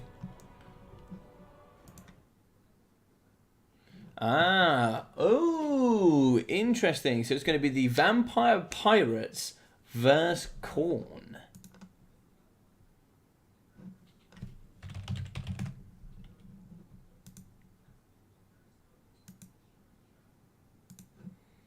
Ooh, that's an interesting one. Then that is one I do not know the answer to. That is one I do not know the answer to. Listen, I'm ready. And I was saying, actually, I think VP could do quite well here. I think the Coast, it is a little bit hilly here and there, but I could see Coast doing well here. I could see Coast doing well here. That's for sure.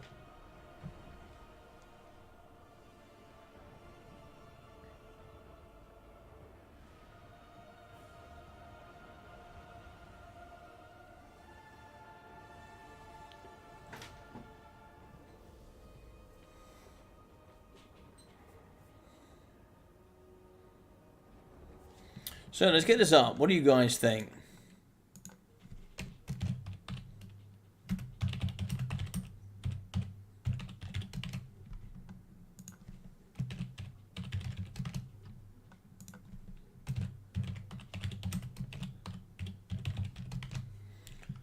You think it's going to favour the Vampire Pirates or Khorne? What are you thinking? What are you thinking?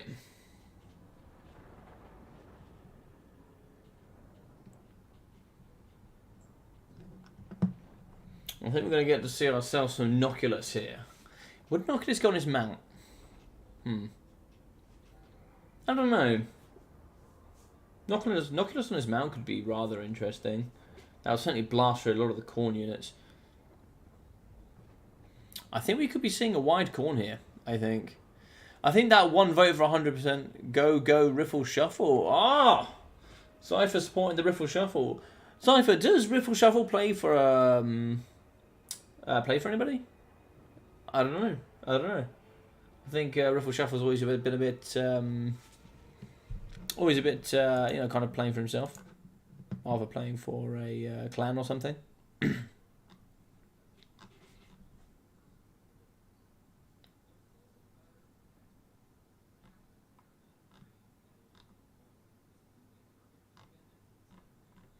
Yeah, so it looks like all quarterfinals are either underway or done now, which is excellent. We're going to be really, really close to the semis. The winner here will go on and play. And what we'll try and do is I'll try and catch the other side of the semi-final. So the winner here will immediately play against Ranger. Ranger will play against one of the winners here, basically, in the semi-final. And then we'll be having Yuckland, our Deadly Dude, and against Nobot or Houseplant. So, very interesting.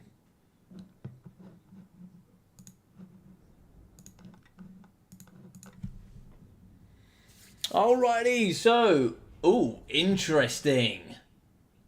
Chosen Berserkers. And we're going to have Valkyrie the Bloody against Nocky Boy. Oh, I'm actually very excited for this matchup. I have not seen this matchup, so I'm excited. Not sure if he practices with anyone, but he's not part of a clan as far as I know. See, that's what I thought. Yeah, same Clark. I don't know this matchup. Alright, so animated Hulks on the front there from the Riffle Boy. The man, the myth, has been around the scene for quite some time. These zombie powered gunneries here, which actually have Vanguard. Very interesting. On the front, we are going to have the Deccan mobs. The Deccan boys ready to go. And, of course, some of those bombers in the backside. These boys are been known for a while. Just how powerful. So, Count Knuckles on foot with Hunger. Looking pretty damn good. Pit of Shades, of course, here with Invocation. Wither as well. Okay, so the Withering is going to be joining us with the Captain Roth Moondial as well. So, only one summon. But, of course, that won't cost any Winds of Magic. Very interesting. The boys in the middle here, the Depth Guard, the bonuses infantry, mass, weapon strength, big boys with Frenzy and the Hunger. In the front, the Chosen Khorne Berserkers. The boys! They're in town, baby. 130 armor, flaming attacks with so much weapon strength. It's absurd. Bonus infantry, frenzy as well. It's just monstrous damage.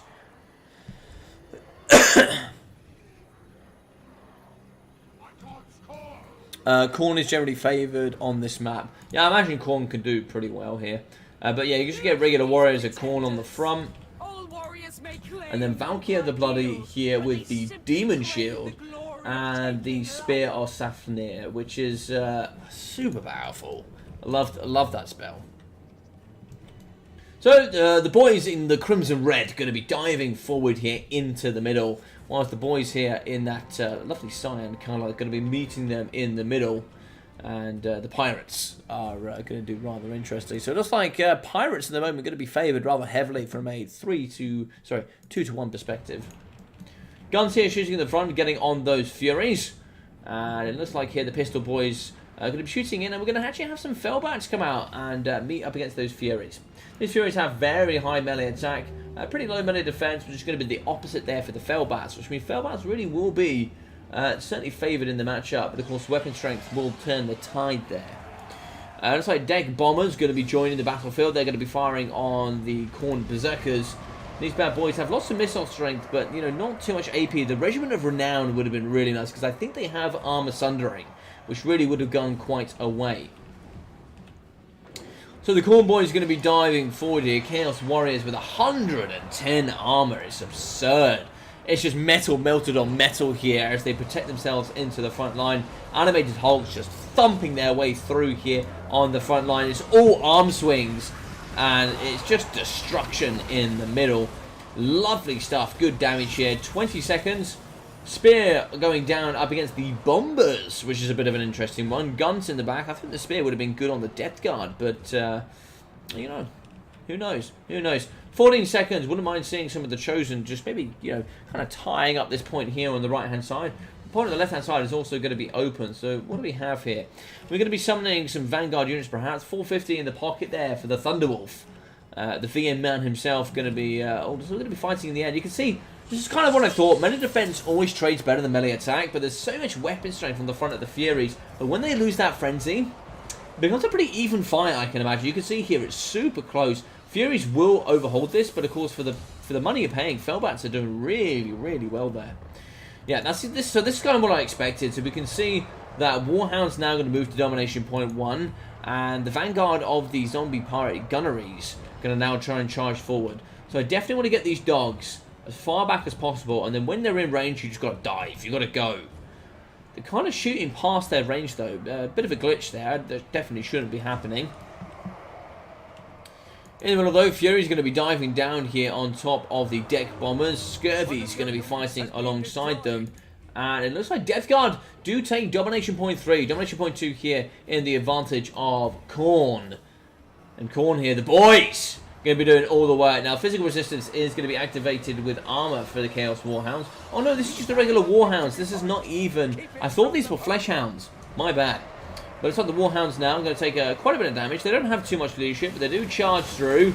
And they're now just going to shred through all of the cutlasses and just meaty, disgusting flesh here of the zombie pirates. In the backside, it looks like the warriors here are going to break down. The deckhands do manage to push them off, but of course they're going to be broken on leadership as well. Fury's diving down on the Scurvy Dogs. And it looks like Polearms here are going to be fighting up against the Chaos Warriors of Khorne. And with Death Guard pushing across, they'll certainly brutally deal with most of the forces in the middle. And really powerful, been really powerful for a while. The Chosen Khorne dual weapon, 76 goddamn bloody weapon strength on top of that charge bonus. And 130 armor is going to be a nightmare to deal with. In the middle of it, it looks like we're not going to be capturing. I don't actually think we got this domination point, which is super interesting. It looks like the Chosen dual weapon's getting on there. Hopefully they can help get some capture there in the middle. But Khorne's going to capture that left side. Right side, it looks like it's going to be counter-capped here with the Chaos Warhounds. Nice, cheap, quick summon here from the Vanguard point. They have so many like Flesh Hounds, Warhounds, so many cheap units to get nice, quick caps. It's very dangerous. You can see the vampire pirates here probably struggling, quite immensely. Khorne with the classic Rome 2 formation. Of course, mate. Of course. Rome 2 was for all the G's, mate. I don't know what you're talking about. If you didn't play Rome 2, mate, who were you? You know what I mean? So, we are going to see gunnery mobs here. Lots of AP. Going to be firing in the middle up against the big dual weapon Chosen. That should do some lovely work in the middle.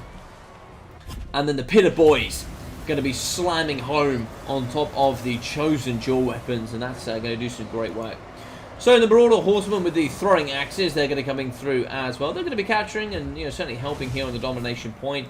And maybe, just maybe, a triple cap here. So we do get a charge with the... so we do actually get a charge with the Scary Dogs. The Scary Dogs are already taking quite a bit of damage. That charge bonus will help a considerable amount. But Frenzy's certainly going to help these guys fight rather quickly. And there we go. The Scary Dogs, they have fallen. So they're still going to be capturing. I don't think the deckhand mobs that are going to be breaking here. I think if they're broken, I don't know if they still count as capture weight. I don't believe so. I think if they're broken, they don't count. Could be wrong. Could be wrong. But Khorne going to be doing what Khorne does best, using that mobility, that pure primal fury on the flanks to capture these points. We do see in the middle now the Flesh Hounds come out to play. So the boys are going to be in. And it's like guns here going to be firing amongst the Marauder Horsemen. The throwing axe is getting punished in the middle. And it's going to be pretty even on value. Thunderwolf 7.2 up against 7.1 here of the Riffle Shuffle. And sadly here, so the Shuffle is going to be getting in behind on those tickets rather shortly. Pretty even game. At the moment, could go either way. The reason I'm kind of preferring the Vampire Pirate position, they have good middle control of the map. And a lot of the Khorne element is going to be mostly mobility, which is really not going to stick around for long. These bad boys need to be taken off as quickly as possible. And there we go. So Fury's going to be fighting up against... Oh no, it's going to be Warhounds fighting here up against Fellbats.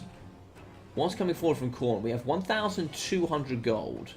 In the backside here, Valkyrie going to be fighting up against the Handgunners. Crumbling in the middle are going to be the Zombie Pirates.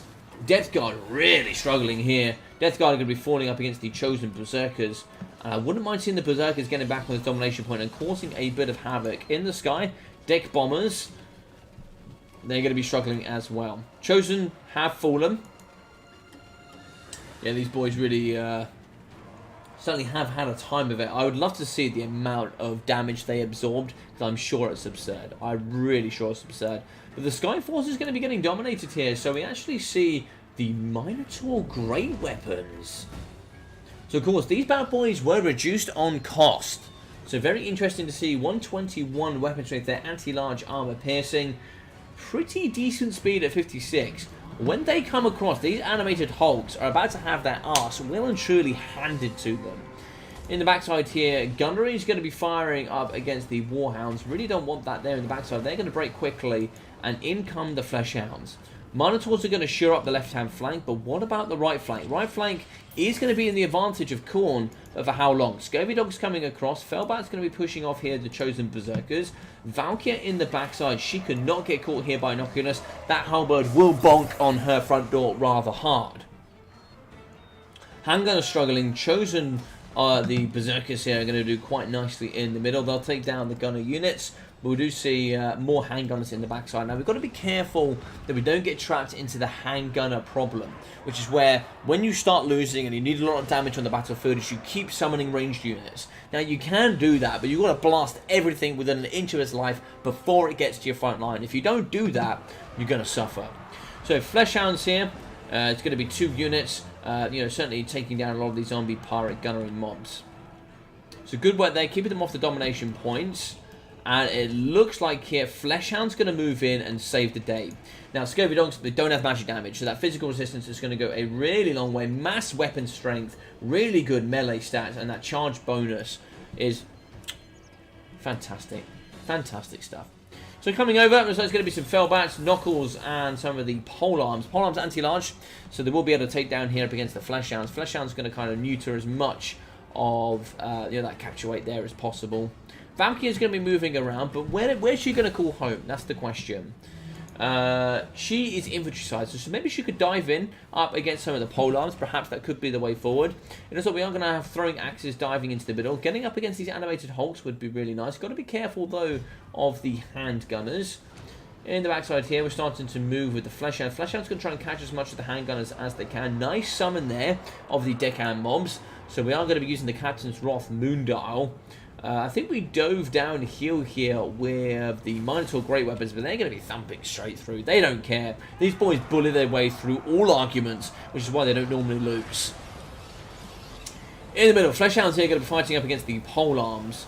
They've got the dive. They're going to do a lot of good damage, but, you know, they're going to have some good brace mechanics. They're going to hold back most of the Fleshhounds. They've done the job. Now, they've charged in, they've managed to, you know, keep hold of this capture point, and tickets are now going into the advantage. Domination point 2 here is getting captured by Khorne. I wouldn't hate to see them stay here, actually. I would be quite happy to see them stay on this domination point and take advantage of it. And it looks like maybe the Marauder throwing axes. No, they're going to be keeping back the oncoming tide of halberds and handgunners.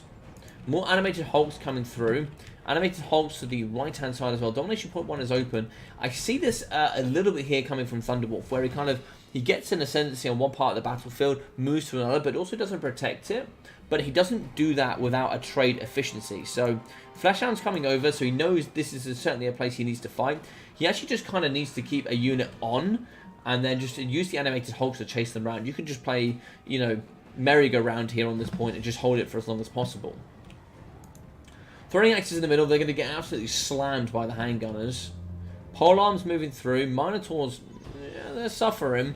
They're going to be faster than Captain Knuckles over there. And just like here, we are going to get Fleshhounds. They're going to be crumbling into dust back to the cool wastelands from where they came from. But it looks like it's going to be a full mobility push coming from Khorne. Now, as I said, this is good, but also bad.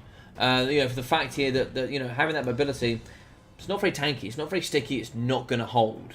You know, the infantry that they certainly started with, which is, you know, dissipated rather quickly here. We're going to have lots of tickets in the advantage. Vampire Coast do hold on.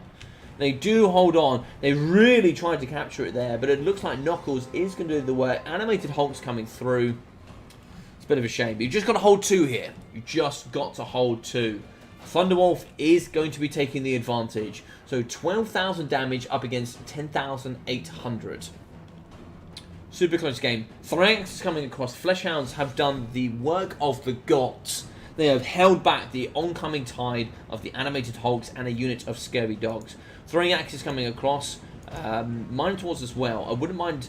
The problem here, this is the problem I'm seeing. Riffle Shuffle is doing really well. He's dominating the middle of the battlefield. That's really important. He can then dominate and then also then start to segregate his force and push wider. You can certainly see that suffering. The problem with the handgunners is this ridge, he's not going to be able to shoot up to the top. Looks like Demon Shield has been activated. Where is he going to go call home, though? I don't think Valkyrie is going to have a place to call home. Fury's here, going to be diving down on the gunneries. It's going to be a nice round. Oh! The big Khorne sword! Boom! Straight down. The steel chair from nowhere. Coming through and just destroying this left-hand flank. Glorious stuff. As you're going to be ripping apart the gunners here on the left-hand side as well. Lovely stuff, just really depleting the forces here of the Vampire Pirates. And this is the problem. You know, really tough to take down the undead mobs, but they just don't have that mobility. You know, it's a very, very interesting matchup here. It is full aggression.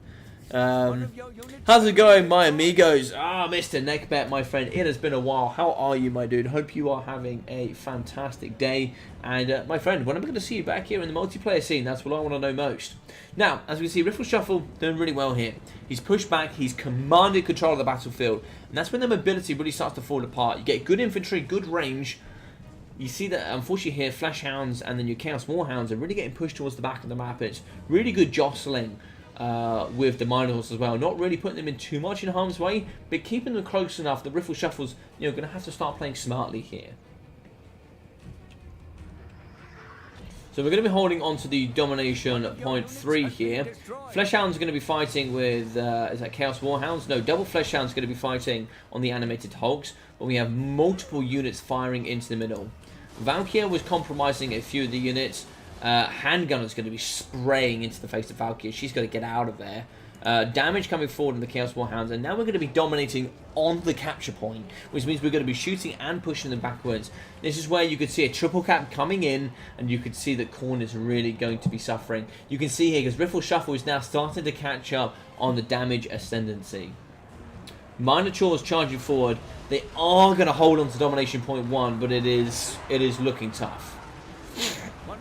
So good. It is like Warhounds coming across. They're going to try and fight for domination point 1. They have to fight for something here. And it looks like this is the point they are going to choose. Minotaurs having to fight up against polearms, which is really not where they want to be, but they don't really have a choice. They're going to be backed up by the Fleshhounds, and it looks like the Chaos Warhounds are going to be just about, and I mean just about, holding on to that. So over on the left-hand side, we do see Gunners fighting alongside the animated Hulks. If we could get in... well, we're going to be certainly slowing down. Fleshhounds, they probably want to fight here before we get those cutlasses on. Yeah, they definitely want to dive in. Animated Hulk's going to be dying pretty quickly. And that's unfortunate. That's unfortunate. Domination point 1's going down here. But it is going to be 1,300 up against 760 tickets. I've seen this game so many times. I played a game against somebody. I can't remember who it was. Maybe... oh, I can't remember who it was. But it was the similar game. It was myself as Khorne going up against Boris and the boys, right? And it was like this. I was fighting tooth and nail towards the end of the battle, trying to hold on to everything. I was holding on to dear life to try to get as many tickets as possible, but it is going to be the triple cap. There's nothing you can do about it here. So Throwing Axe is going to dive in here up against the Handgunners. If you get one of the Handgunners here to start going into that crumble range, maybe you can get back onto it, but I think that could be all she wrote. Ascendancy has gone into the advanced Riffle Shuffle. He was maybe 2,000 tickets behind, but now... yeah, but now it's looking like it's going to be... you know, it's been about a 2.5k damage swing. And Riffle's also now starting to save tickets. He has money in the back pocket, but yeah. There was also a game against... I did it at the very first tournament against Turin. I actually played against Zypher. And it was my corner actually versus your Boris, I think, when the sledges were just dominating Warhammer 3 before we had Immortal Empires. That was also a really bad game where I was winning the initial fight, right? I was doing really, really well, winning that initial fight. And then in comes Zypher. And he goes, I've had enough of you. He brings in good... yeah, so there we go. That's going to be the pullout. Really lovely effort. Really lovely effort. But it was just constant pressure there from Riffle Shuffle. And, yeah, that experience is crazy.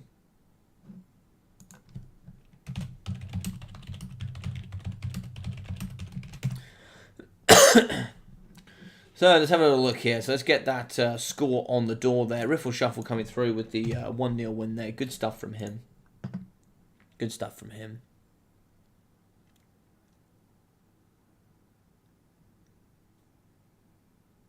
GG's, yeah, GG's.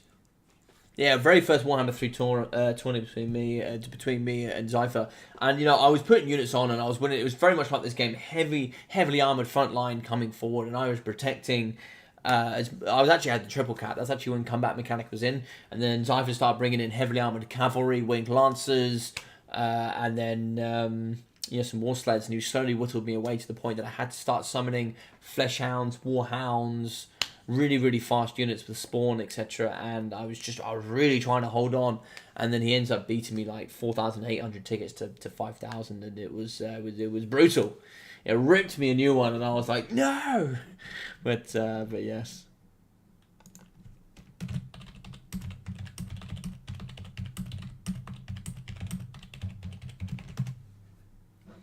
All right, so let's have a quick go. So 1,500 there for Valkyrie the Bloody, 1,500 for the Chosen Jawhens, and 1,000. 370, 250, 625, 250, and 370. All right, cool. I'll join you.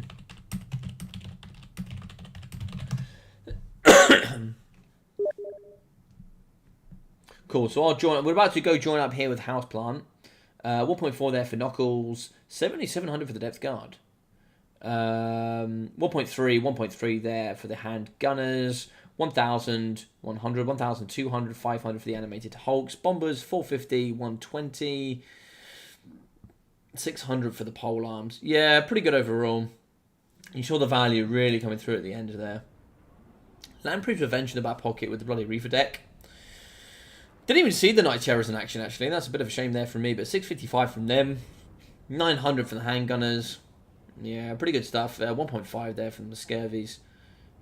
Good stuff. Yeah, look, 1.1 there from just regular deckhand gunnery mobs. It's crazy. Crazy value. Flesh House 1.1, 600, 1.1, and 800. 1.2, 84 there. Yeah, very interesting stuff. 830 there for the Minotaurs. Minotaurs just really did not have a place called home. So I'm actually going to go over, and we're now going to join Houseplant, I believe. Game is full.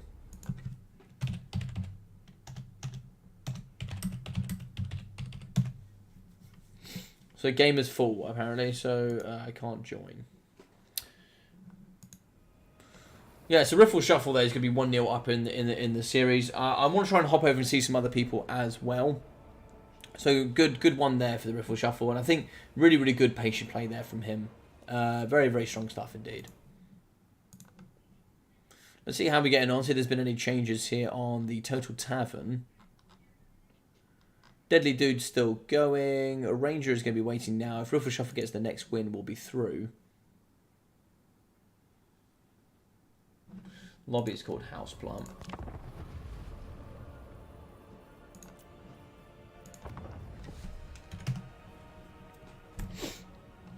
There we go, we're in.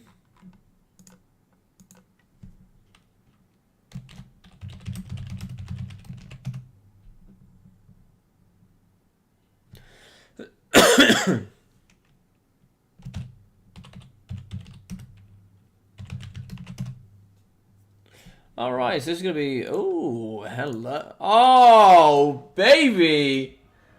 Oh, talk dirty to me. So Nobot's going to be playing the Dwarfs. My boys. I did not expect to see them today. And maybe up against the Empire. Ooh. And this is going to be on Eye in the North, I think. Is there one Eye in the North? Don't remember picking Eye in the North at this point. Yes it is. Balletzer and then Eye in the North. So it looks like now we're going to be 1-0 up to Houseplant. So we'll put a Houseplant here. And then we're going to be going up against the No Bot. Let's put a couple more O's in there. Let's take one away. There we go, the No Bots. It's going to be 1-0 to Houseplant, and it looks like it's going to be... Are there bans on this tournament? Yes, so the way it works, at the beginning, I believe both sides have 2 global bans. So, for example, if I global ban Tomb Kings, neither I nor you can use Tomb Kings.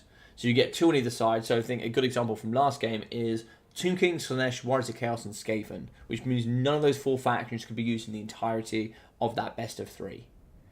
And then after that, I believe it is pick 3, ban 1. Let me double check for you.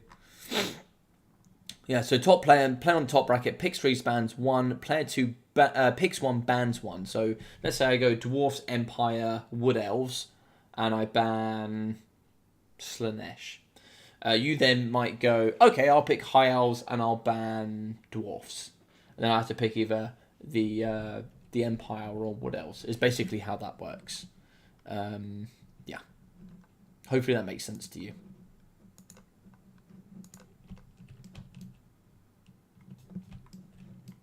Alright, so no bots against Houseplant. It's going to be 1-0 up so far, which means we should be through to the semis rather quickly. There we go. Sound inbound.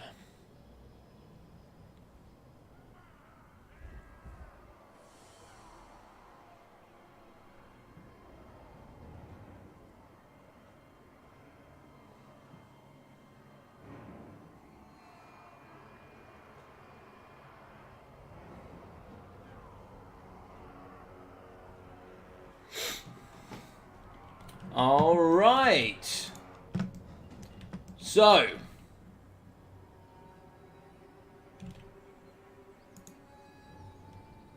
I don't quite know what to say about this. What? Okay. Right. So, we're going to have 4 units of the Helmstorm rocket batteries. 4 units! Okay, so 3 units of the Helmstorm rocket batteries and the Sunmaker. In the front line, we're going to have Greatswords, Swordsman, and a Jade Wizard. In the sky, we're going to have the Boris Big Boy with the Hold the Line, the Midland Runefang, and of course that Blood Roar, which is going to be very good there on top of Terror. Holy hell. On the other side, Jesus! Cannons everywhere, plus also the Regiment of Renown Goblobber. Holy hell, just lobbing those goblins everywhere. Jeez. It's going to be an artillery fest here. I've not seen this in Domination in my life. Welcome to Astadia, gentlemen. Welcome to goddamn hell. So we're going to be having in the front here Dwarf Warriors ready to battle like the chads they are. In the middle, Quarrelers that have been well and truly thumped. Oh my god. There is a lot going on here. There is a lot going on here. Now we have 480 range from the big boys in the sky. And they're going to be in the sky here compared to the Dwarfs. And I think it's 450 from the Cannons.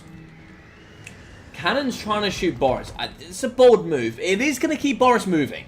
It is going to keep Boris moving, which will be a bit of a micro-tax. Goblobber is just going to be waiting in the middle. Might stop them from getting domination point 3, but the Dwarfs are going for it. The boys are going to Pound Town. They're getting in there, and they're getting in there sharp. They're going to get hit here by artillery, but Dwarfs care? Absolutely not. The boys, this is a normal day in the Dwarf kind of, regime. They're used to getting just smashed here by artillery. Put me in, boys, I'm ready. As we're going to be diving here with the Swordsman, you can see the Goblobber going fully to action. Oh, down the line of the Swordsman. The Houseplant is going to be feeling that rather hard. It's probably not a bad placement to be having them here. You can see there's a little bit of a ridge. You can actually hide them behind a little bit. Artillery could really suffer from these little ridges here. It would have Quarrelers certainly ought to come across here, but Dwarfs have tried to get forward, but they've been well and truly pounded. 1,100 for Houseplant going up against 400 damage in total. The Sunmaker is going to be moving into position. I don't really know what that means as of now, but we will certainly find out. Quarrelers on the point. Surprised we don't see any Rangers, because of course you can't really target Rangers. I mean, Quarrelers bring the armor. That's for sure, but I was certainly expecting some Rangers here or there. Just to go with a little bit of this or a great sword rush. Yes. You say that, man, but we're talking about a tournament that is a very high prestige. I did not expect quad Helmstorm rocket batteries. But yeah, you are correct actually. I never saw this strategy win against the Dwarfs. I just never saw it win.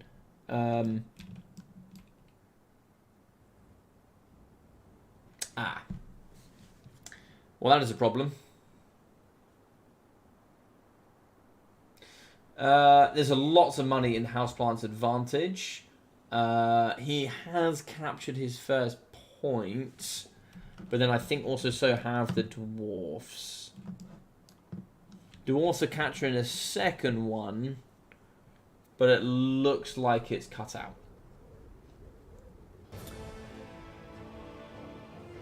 You have been bested. No bot left the game. That is a shame, gents. That is a shame.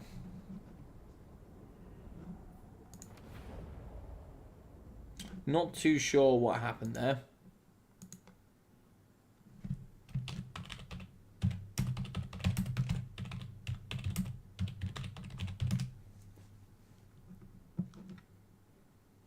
So it looks like no bot has dropped, unfortunately.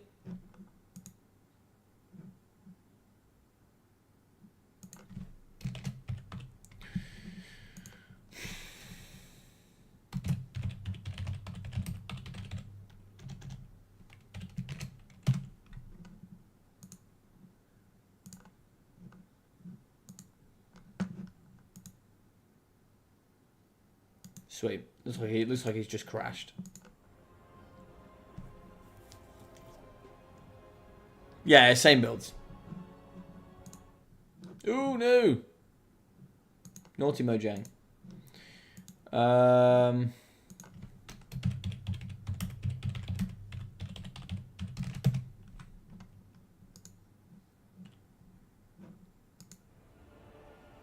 Alright. Well, as we wait here... Cool. So we're ready to go.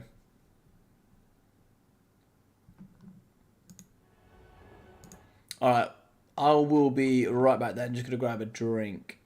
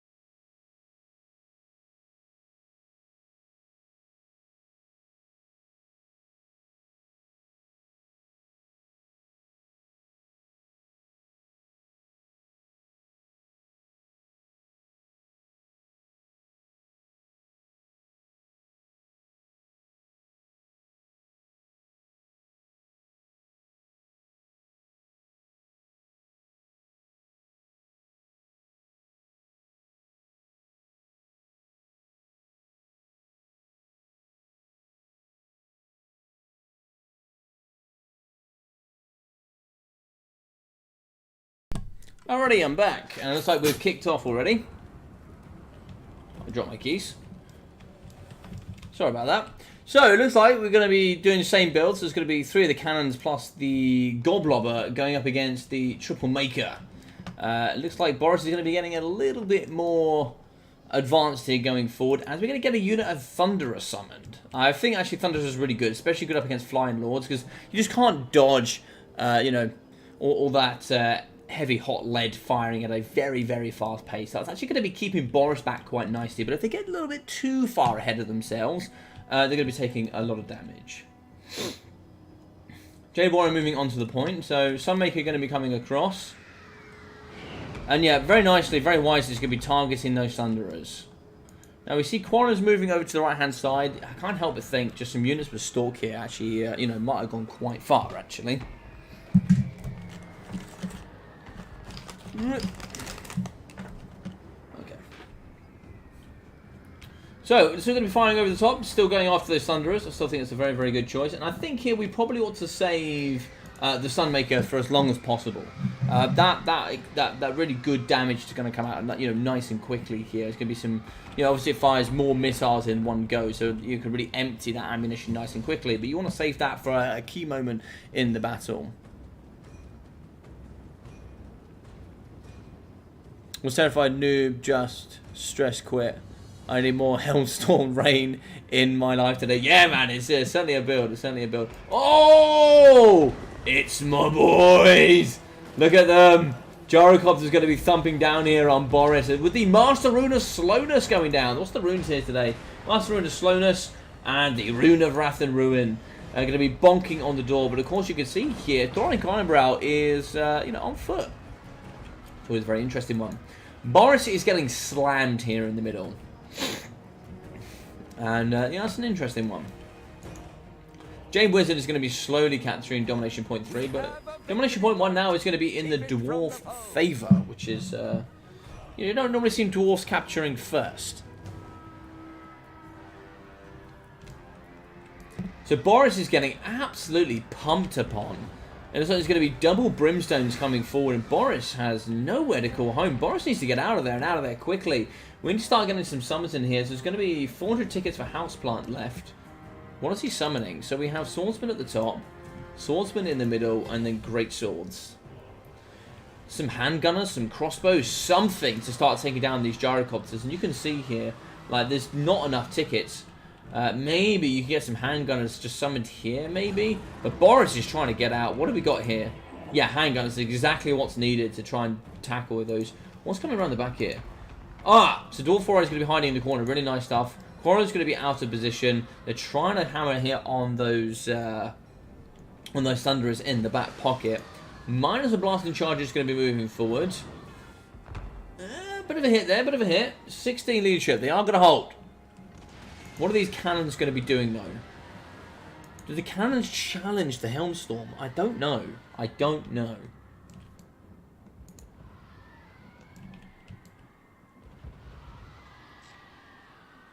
I really don't see a way for the Dowie to win. Getting Thoricon now, considering how beat up Boris is. I think getting Thoric Ironbrow on the point, capturing Domination Point 2, maybe? Helmstorm Rocket Batteries still have a lot of ammunition, so maybe there's some truth to that. Maybe there's some truth to that, bro. I mean, tickets are pretty even. It all comes down to timing. It all comes down to timing. The artillery cost is much higher from the Empire. So the Empire can build a proper force. Could get scary. Boris take a load of damage though. Boris has taken loads of damage, which is never great. So on the right, we're going to get some swords. And moving over here with those gyrocopters. And then we're going to get some Outrider grenade launchers. Oh, the big boys. Aldomo rooting on here for Mr. Houseplant. I don't know if Nobot plays for anybody. I don't believe so. But of course, Nobot is not really a player that I have heard of before. But coming up here, the Outriders, they cannot fire into the air.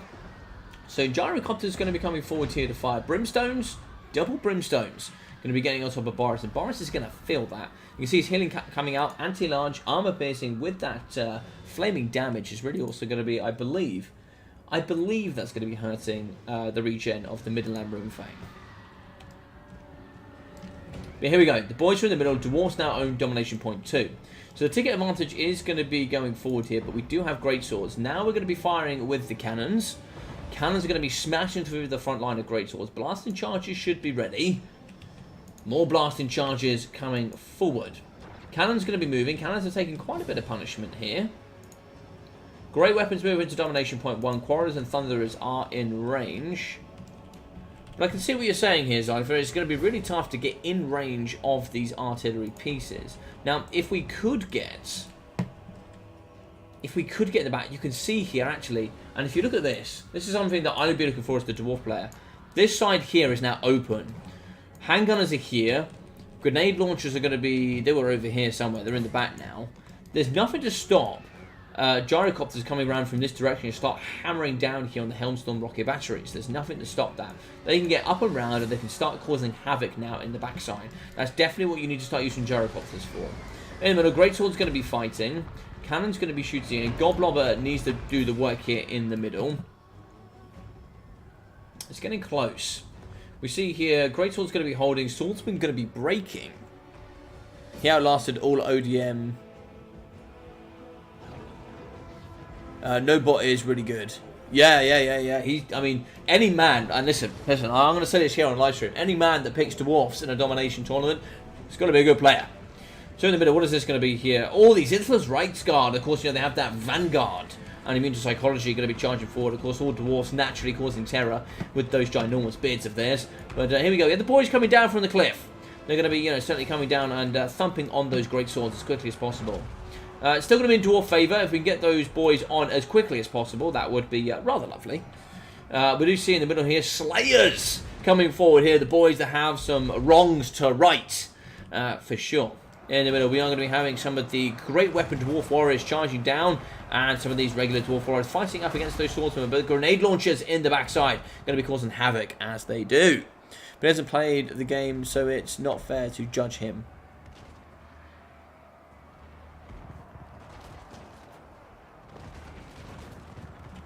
I miss these completely ridiculous Dwarf opinions. Listen, Neckbet, you love them. You love them.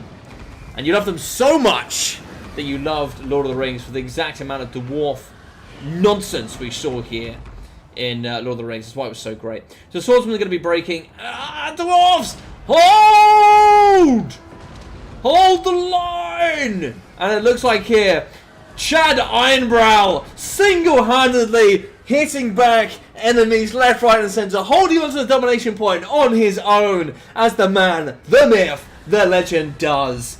He is certainly a Chad of all Chads, and the man is going to be doing the work of the gods.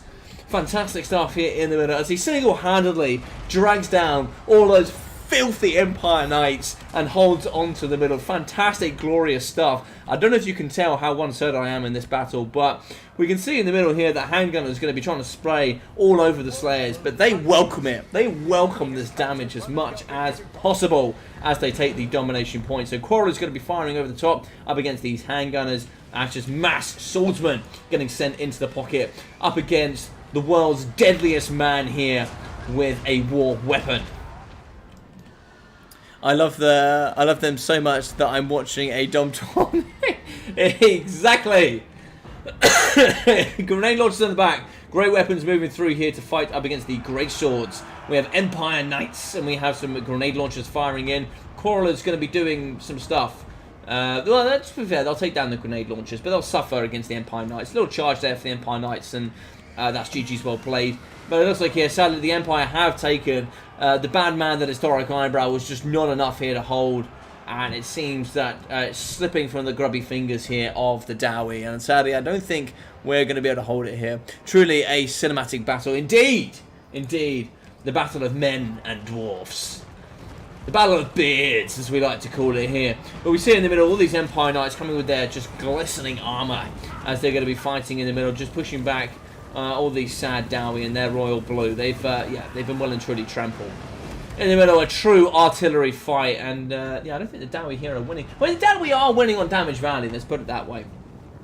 Tickets in the advantage as well. It's like the Zintlers Reichsguard have fallen. And it's like Outgrider grenade launchers going to be moving into the middle. As the Dowie do try and reign supreme here in the middle pocket. They might be taking this domination point back, and that could be deadly. Having 2 against 1 with the Dowie, especially with a damage advantage. I think Houseplant. Oh no! He's going to take domination point 1. Oh, look at the plays. Good stuff here. So we're going to see Slayers moving across to go fight up against those grenade launchers. Artillery fire is going to be doing all sorts of damage. We see that Gyrocopter's coming across.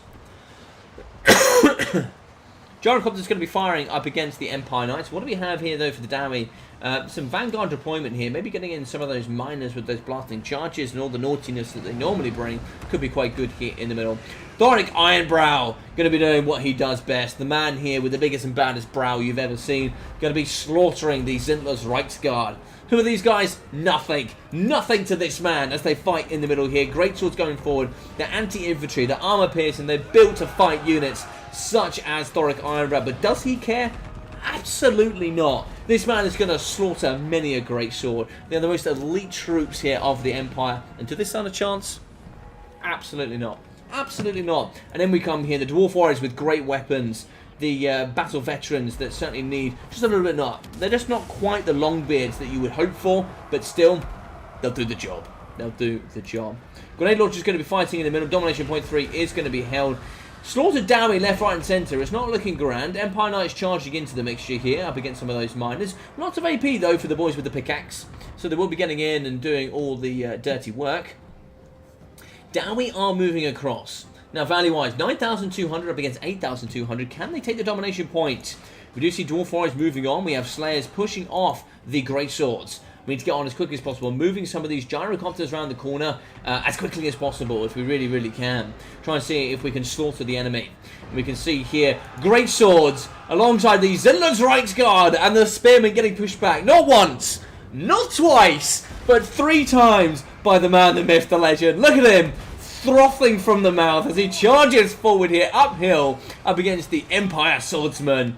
God, this man, and you can see here that Boris has had enough. He merely looked into the eyes of Thoric Ironbrow and now has had enough. Get out of here, Boris.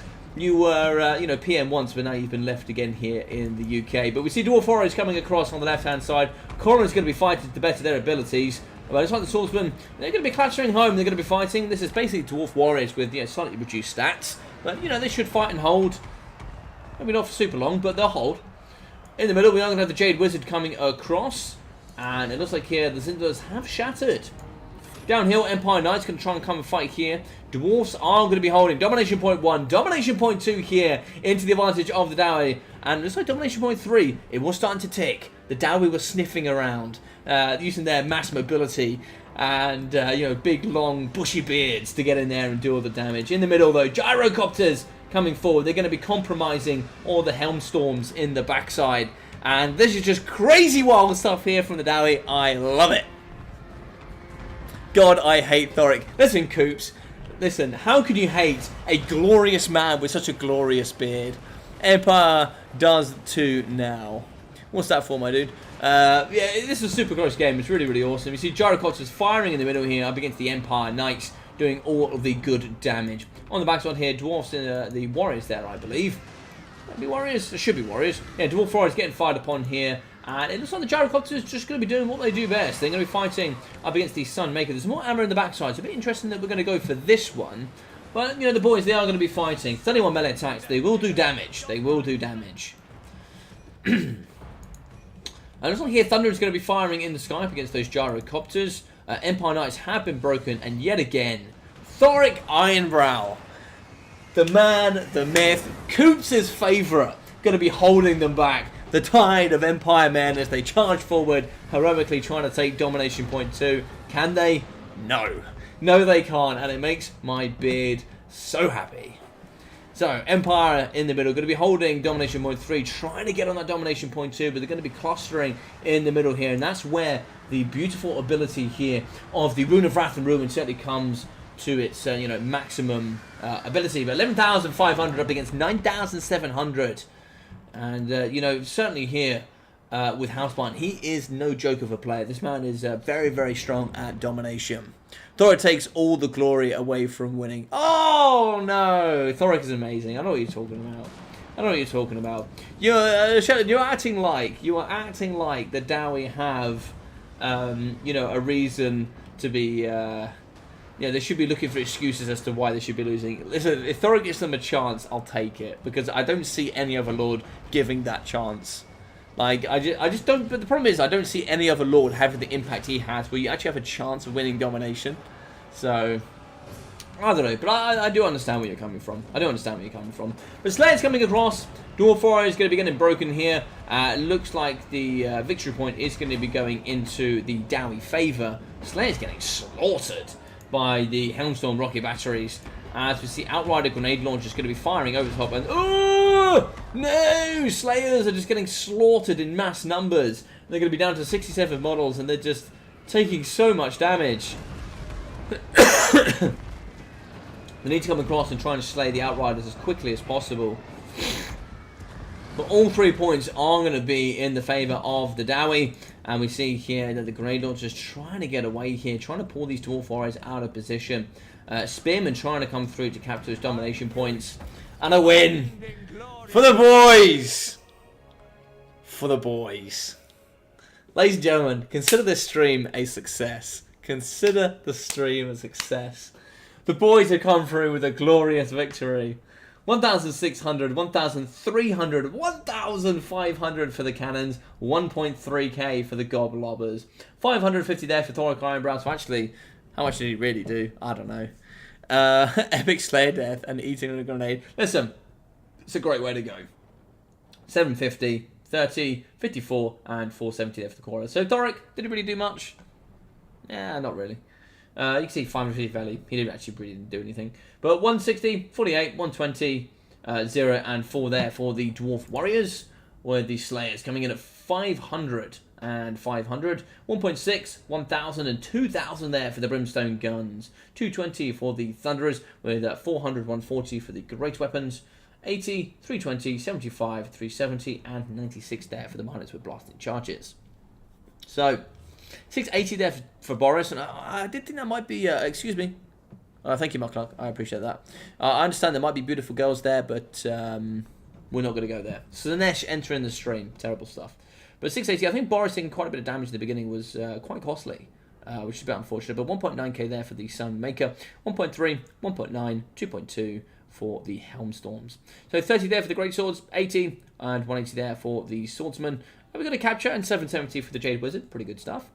And we're going to see 570 there for the Zentner's Reichsguard. 150, 40, 420 there for the Great Swords, with 300 and 420 there for the Empire Knights.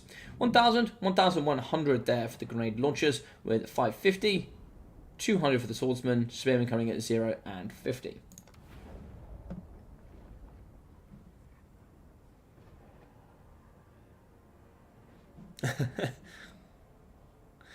Listen, none of that naughtiness. So it looks like it's going to be on Galleon's Cove next. So that is going to be one apiece here. One apiece. So no bot is going to be 1-1 with Houseplant. Let's check up here with the Turtle Tavern. Let's see how we're getting with the tournament today. All right. So, in the first semi-final, Yucklin is going to be ready to go, and he'll be playing the winner between Nobot and Houseplant. Ranger 1-2-0, and it looks like Riffle Shuffle also 1-2-0. So, the first semi-final will be Riffle Shuffle versus Ranger.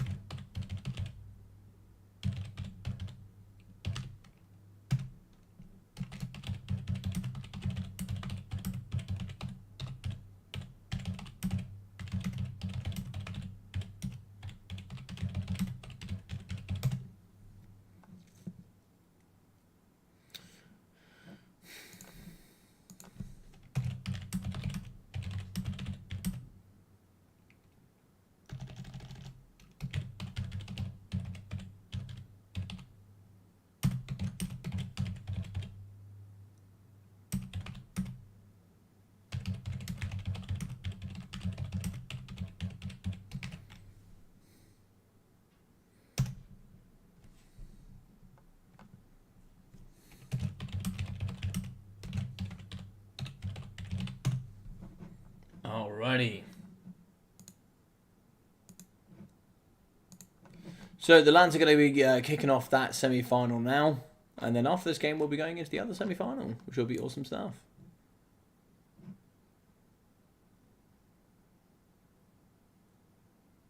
Houseplant losing to some random dudes. Nah, Houseplant's a great player, man. He's a great player.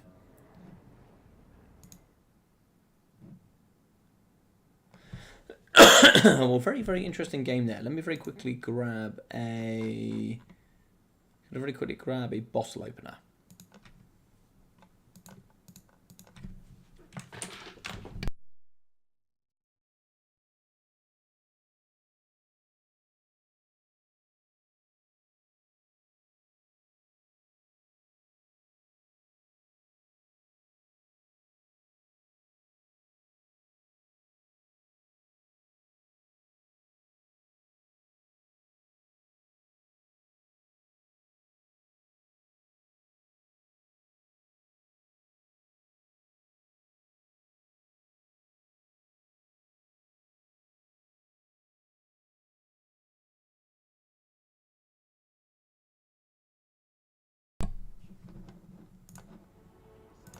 All right, we're back. From far from random and definitely skilled enough to have earned their place here. Anyway, agreed, Muckluck, agreed. Yeah, I mean, no bot. I don't know much about this player, but played very well on that one. That's for sure. That's for sure.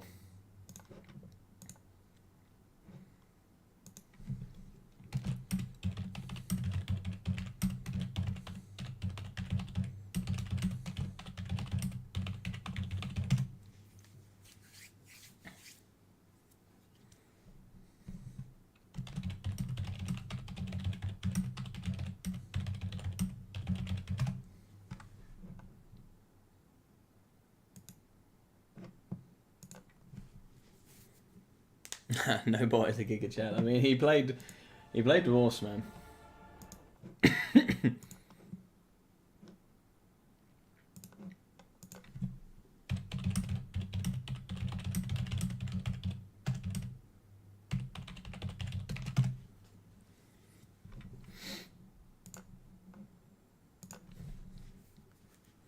So anyway, what have you guys thought? Have you guys been enjoying the WWC so far? I hope you have been. I hope you're having a fantastic time.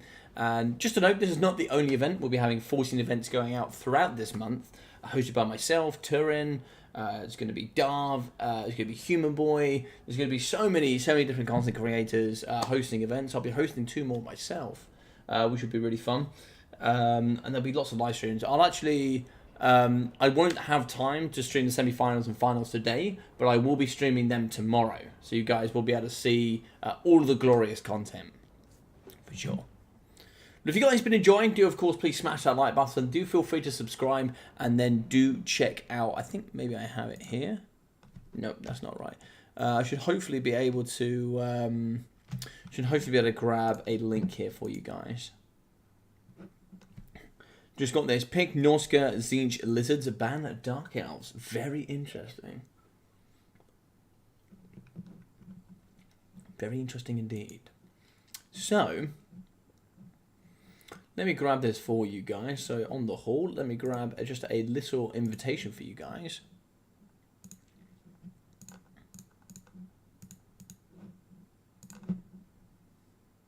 Good, Adalma. I'm glad, and it's really nice to see you back, my friend. Really nice to see you back. You know, watching the content. It's been a while. It's been a while. I'm so sorry, guys. It's been a while. I really didn't want it to be a while.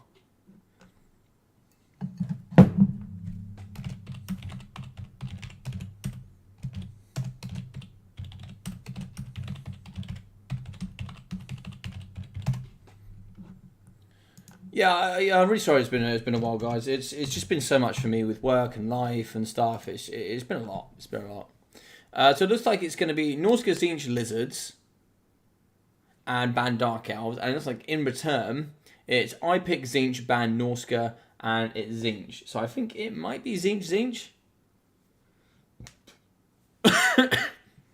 Oh no, I pick TK, banning Norska. Oh, so maybe. Oh, Tomb Kings vs Tzeentch. Oh, baby. The Boney Boys are back in town. Are they going to be on the Galleon's Cove? Oh, boys. We are in for a treat. We are in for a treat. Well, I'm ready. I'm ready. What do you guys think?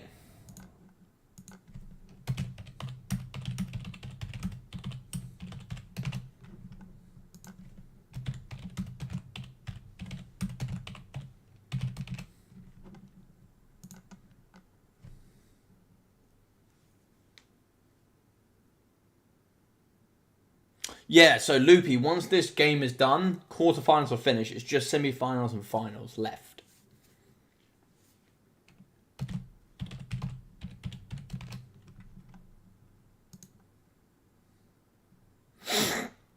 Tip for Beastmen in Dom. Change faction. Yeah. Hey, the Herd is the word. So, the Herd is the word. I actually coach a player that's been playing Beastmen.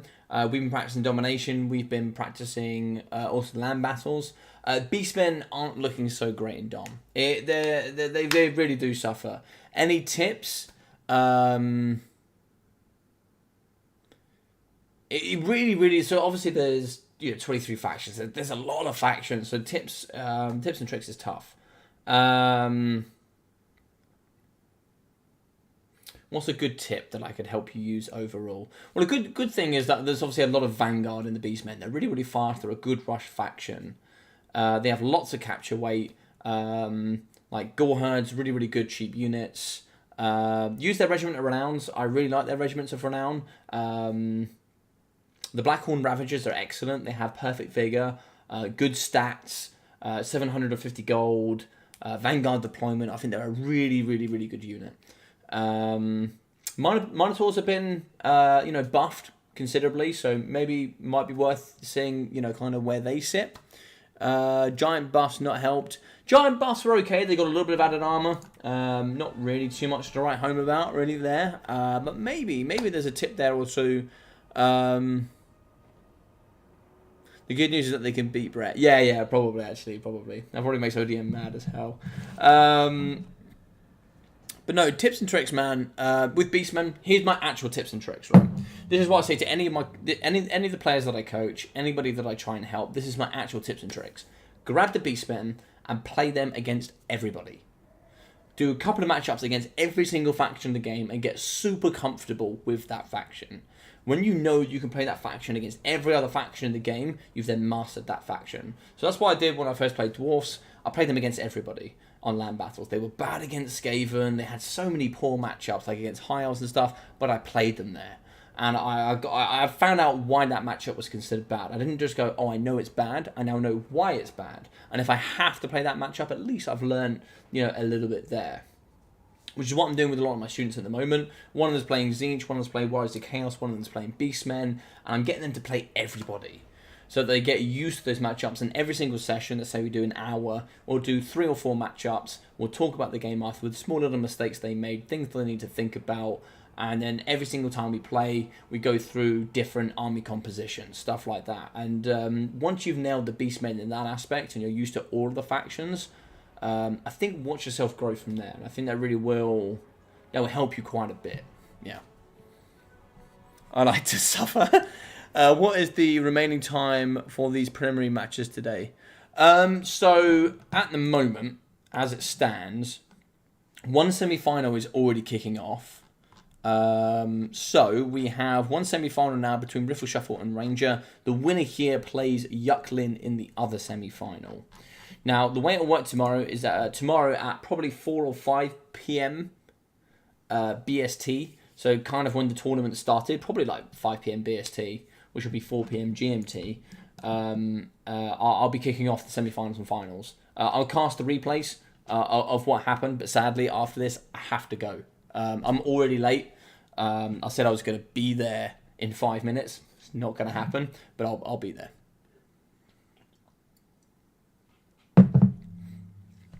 But yeah, Deherd, I hope that helps, man. I really hope that helps. There's certain units that are really good, like Butchers of Kalkengard, getting reduced by 200 gold. Big changes there. See where they're used, see how they're useful. See if they maybe become a little bit more meta for you. Play around with units, get used to them, and then see what they do well at. So let's get into Warriors here. 4 Houseplant in the front line, lots of them as well. At the backside here, we're going to see the Kepra Guard mixing in with some Nekahara warriors. Lots of Nekahara. Uwu Shopti here in the backside, backed up by the Grand Hierophant, Katep. The man, the myth, the legend is going to be having the Leechy Staff. Alongside here, the Restless Dead with the Incantation of Protection and the Incantation of the Cursed Blades. Very, very good stuff indeed. So, over on the flip side, we are going to have Marauders backed up here by pinks and blues. Lots of pinks. Oh, no blues. Just lots of Marauders. Just pinks. Oh, there are some blues. Herald of Tzeentch in the sky here on a disc. Pink Flame. The Chromatic Tome. Really, really cheap. Don't need Blue Flame, I guess. Very interesting stuff. So lots of Marauders. Spawn. Interesting. Galleon's Cove. Love this map. Should be very interesting to see. Should be very, very interesting to see. So it looks like the Boney Boys are on the top here. It looks like people are not back in the trickery. Of course, the Toomey Boys really have been a bit of a force to reckon with. I mean, 255 range with armor piercing. Yeah, it's kind of tough to take that down,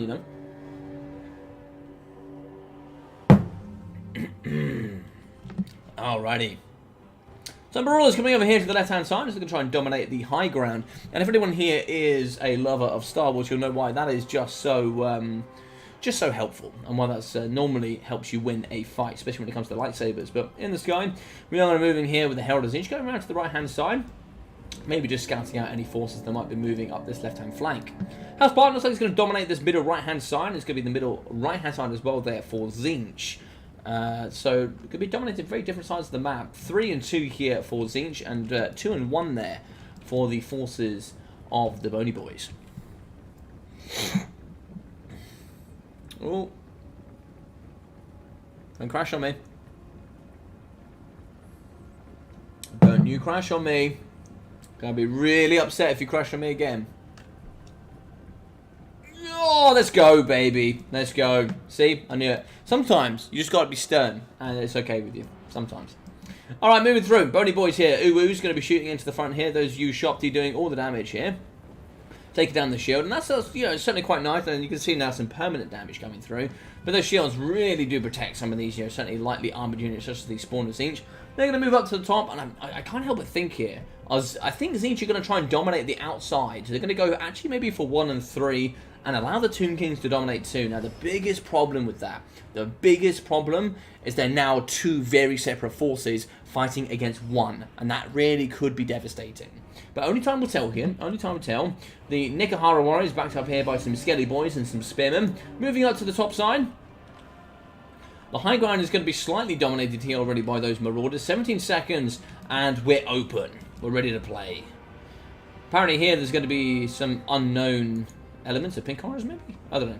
But Pink Horrors fighting the front here up against these Skeleton Warriors. The Bony Boys do have those silver shields, so they will go quite far there. Missiles incoming. Blues coming through. Spawn of Tzeentch are going to be ready. Skeleton Warriors looks like they're going to be kind of held back here by the Spawn. Marauders capturing domination point 3. 2 going in favour here of the Bony Boys. And 1 looks like it's going to get captured by the Marauders.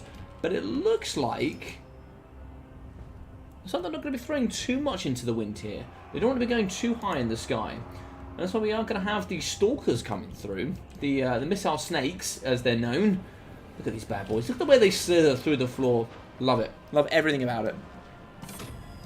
So Domination Point 3 here going to be the faction of Tzeentch. Domination Point 2 with the Tomb Kings. And in the back here we're going to have some of the Flamers. Mostly known for their short range, but max armor piercing. Yeah, it's a pretty interesting way to play. Tzeentch going to hold the top. Marauders here, backed up by some Forsaken in the trees. I don't know what's going to deal with those Forsakens. So 33 there on the Nekahara with 7 bonus for his infantry. I just don't know if they have the AP necessary. 7? That's not terrible. Maybe they can deal with some of the Forsaken. I don't know. Now butcher the Skeleton Warriors rather quickly. Yeah, this is very, very tough here.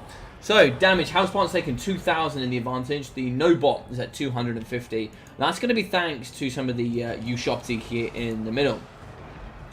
It looks like here the Spawn of Tzeentch are going to be now getting in and compromising the Ushopti, reducing some of that armor, allowing the Marauders to really drag them down with those battle axes as they fight in the middle. Good damage up against the Tomb King in the middle there with those Nekahara Warriors. They're getting dragged through the dirt here rather quickly in the sky. We are going to be having Carrion fighting hand-to-hand combat up against the Herald of Tzeentch. In the middle here, Blue Horrors and Pinks going to be firing flu. It's just going to be an absolute fluster in the middle of just pink and blue flame everywhere.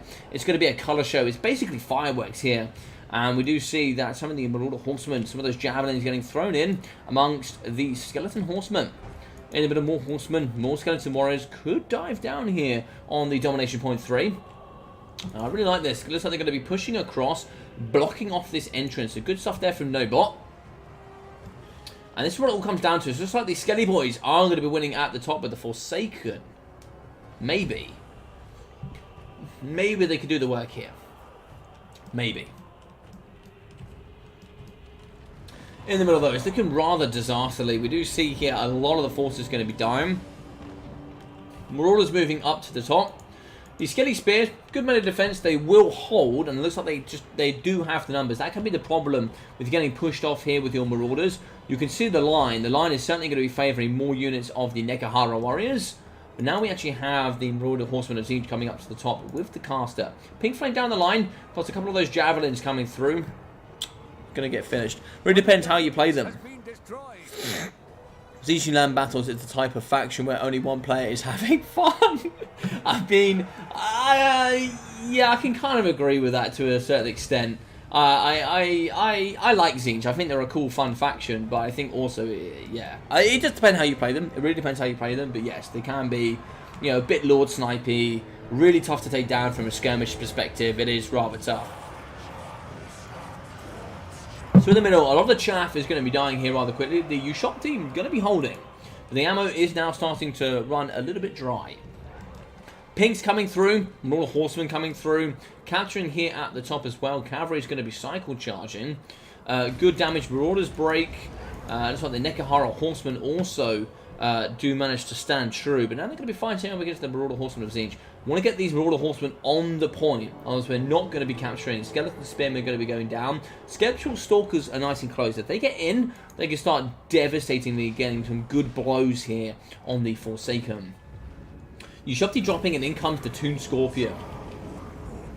Going to summon a Vanguard unit of the Skeleton Horsemen as we start tanking in the middle here with Tzeentch. Oh, but we do see another trade on the left-hand side. Tomb Kings do take the advantage. Damage here coming down up against the Skeleton Horsemen. Fury's coming in. They need to dive in quickly. And if we're not careful with Tzeentch, we're going to suffer. In the middle, we see Skeleton Warriors going to be diving around the corner. They're going to try and protect that Domination Point 3 as much as possible. They're going to be throwing their undead lives on the road and trying to see if we can hold off as much as possible. In the middle, the Forsaken going to be heroically fighting. But sadly here, we're not going to be getting much missile action coming forward from the Marauder Horsemen.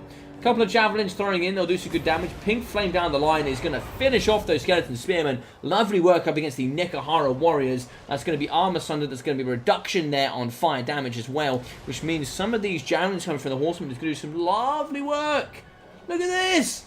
They're going to be falling. The Forsaken of the true Chads of old. They're really holding so hard in the middle. But here's the Tomb Chad. He's going to be in the Incantation of Protection. That missile resistance, sorry, the physical resistance, which I don't know how that's going to go against Tzeentch. I think they're all magic damage everywhere on the park. So it's an interesting one. I mean, I guess just cast it to get the healing right. But that's, yeah, I don't know how I feel about that one. But here we go. Skelly Boys are in. Hopefully we can capture here and take it away from the Tomb Kings. But something needs to get done. It needs to get done now, ladies and gentlemen. Otherwise, we can start suffering in the later stages. But it looks like these Shopties, they're going to be suffering here. They're really down low on ammo. There's a lot of money gone into them. And they're, you know, they're firing in the middle. They're doing the damage. But is it quick enough? I don't know. I don't know. Only time will tell. Forsaken break. It looks like here the Nekahara Warriors are going to be getting dragged down. And now it looks like we're going to have Skeleton Horsemen compromising the skirmish cavalry of the Marauder Horsemen. They are going to try and get away. Javelins thrown here. We actually have some blue horrors coming through, trying to see maybe if we can just tidy up this right-hand side. I think what you do here is you tidy it up, forget about it. I think you've over-resourced on this right-hand side. More of the javelins coming to the battlefield, and you just dominate everywhere else on the park. But we see in the middle here, Nekahara Horsemen, which are super fun, super strong. Really love these units. 650 gold for some of the best mid-tier cavalry in the game, as they're going to be diving onto the domination point. But Pink Horrors are no joke in melee combat. They can certainly fight, that's for sure. So they do take the charge there. The shield is going to take a lot of that brunt, but now they're going to be fighting in that glorious hand-to-hand combat. Blue Horrors firing over the top. Domination point going... it's very even here. Looks like it's actually going to be going into Houseplant's favour. Skelly Boys in the backside are going to be fighting up against the Marauders. And the Marauders are going to hold true. They really are going to hold true.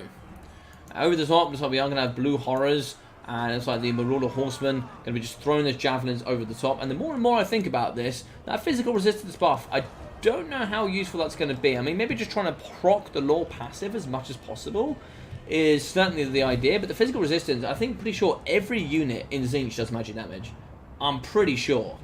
So that added physical resistance, I question it slightly, but maybe. It'd be very nice to hear from Houseplant about his thoughts and opinions. Maybe it's just a cheap spell to get some law passive activation.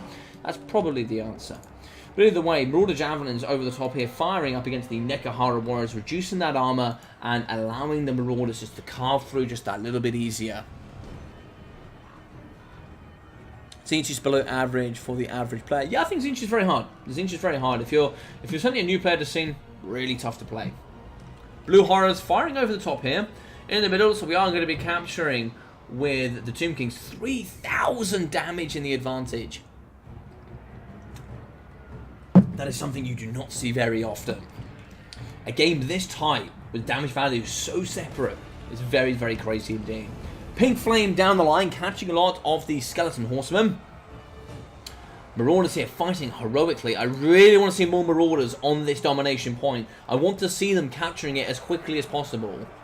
You know, the more bodies we get on, the more points we're going to start taking away from the Tomb Kings and start to get into our advantage. We've now captured it. Get the Blue Horrors on, use their capture weight, start moving forward, start pinholing the Tomb Kings here into their spawn. In the middle, Screamers. Brilliant summon here. Love that. Anti-large, armor piercing, fighting up against some of the Ubus in the backside. Of course, they do take the domination point, and it looks like here we're going for the capture. Oh, this could be tasty, ladies and gentlemen. This could be tasty. Now, we're trying to shoot here, and this could be some of the problems. Range is really good. Range is really efficient. But the problem is, it just does not kill quick enough. And the infantry is what's going to win this game, because they're going to be capturing the domination points. You gain one, and you just lose the other. And that's where Tzeentch are going to fall apart. They're 3 steps behind, but of course, that damage has now started to catch up just a little bit. There's now only 2,000 damage in kind of the advantage of Health Plant compared to the 3,000 that we saw before. So this is going to get really interesting towards the later stage. Pink Flame down. Oh my god. That is filthy. Down the line there of the Nekahorans. And we do see diving down with the Furies. That armor reduction as well is going to allow the Furies to get in, dive, and just absolutely ground and pound here in the middle. And we have in with some Marauders of Tzeentch as well. Javelins coming across. If we can bring back this damage value, if maybe we can dominate in the later stage. It really depends. I definitely think now the Tomb Kings are on the back foot. How do you get back into this? So, looks like we're going to be going with some infantry towards domination point 1. This is where you definitely want to get the Blue Horrors forward, keeping these back as much as possible for as long as you can to buy yourself time. Time is what you need here for Tzeentch. You need as much time as you can get yourself. So, cavalry charging across. Looks like they're going to try and compromise some of the Marauder Horsemen. They're going to do some good damage, good javelins moving through. They're going to fight hand-to-hand combat. Domination points now is going to be 1 to Tzeentch, 2 here to Tomb King. So at 3, it's going to be a little bit of a slice and dice. Forsaken will do the damage. They will win, but how long is it going to take them? Domination point 2, we're talking about the same argument here. It looks like the Tomb Scorpions on fighting here up against these Screamers. But there's lots of infantry. We need to take down that infantry as quickly as possible and dominate the middle. Domination point 1 now is also going to be a bit of an argument for contention. If you allow the double spearmen on, which is where you need to get these Blue Horrors forward, you need to stop them getting on that domination point. You need to get up here and you need to dominate this area. Even if you're fighting in combat, if you keep them off for as long as possible, it buys you time. But it looks like here he's going to opt to shoot. We do have Silver Shield, so how much effect that's really going to have in the total stage, I don't know. I don't know. But some of the cavalry here is going to be breaking. We're now going to have cavalry to reinforce the middle pocket. I don't know how Tomb Kings are holding on to that. Oh, I guess there is actually nothing. Oh, sorry, it's Screamers. Yeah, never mind. But either way, I don't see Tzeentch getting back into this. I don't see them prioritizing the domination points enough. Look how slow this infantry is. We have so much more mobility. It's tough. It is so tough. It's so easy to say from the sidelines. It really is easy. But I feel like having 3 units of skirmish cavalry on the battlefield where we need infantry capturing these domination points, it's gonna suffer. At the top, we've lost another domination point, and that is going to be the triple cap for the Tomb Kings, and I think they'll win.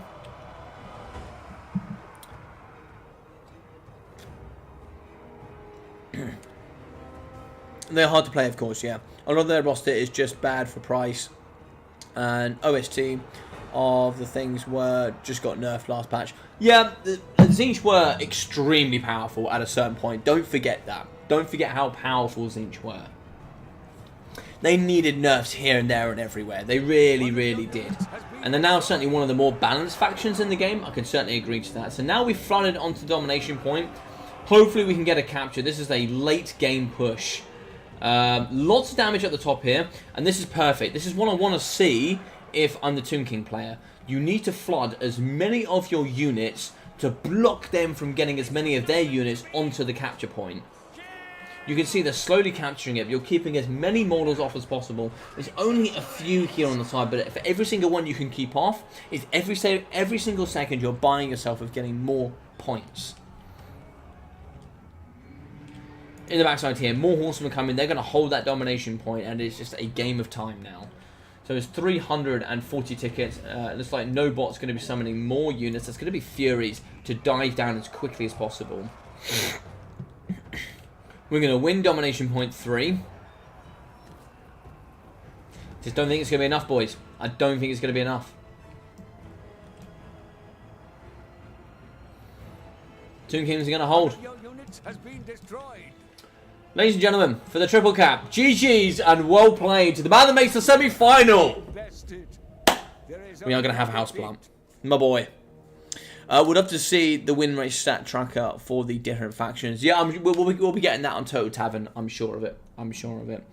So, ladies and gentlemen, excellent stuff. Excellent stuff. And I think I deserved to win. I think I deserved to win there. I think Houseplant played the game just a little bit better than Nobot. Just a little bit. It was a tough one for sure. It was a tough one, but I think Houseplant edged that out. Very, very good stuff. 1.9k there for the Herald of Tzeentch, 312, 340 for the Spawn, with 500, 200 for the Chaos Warriors.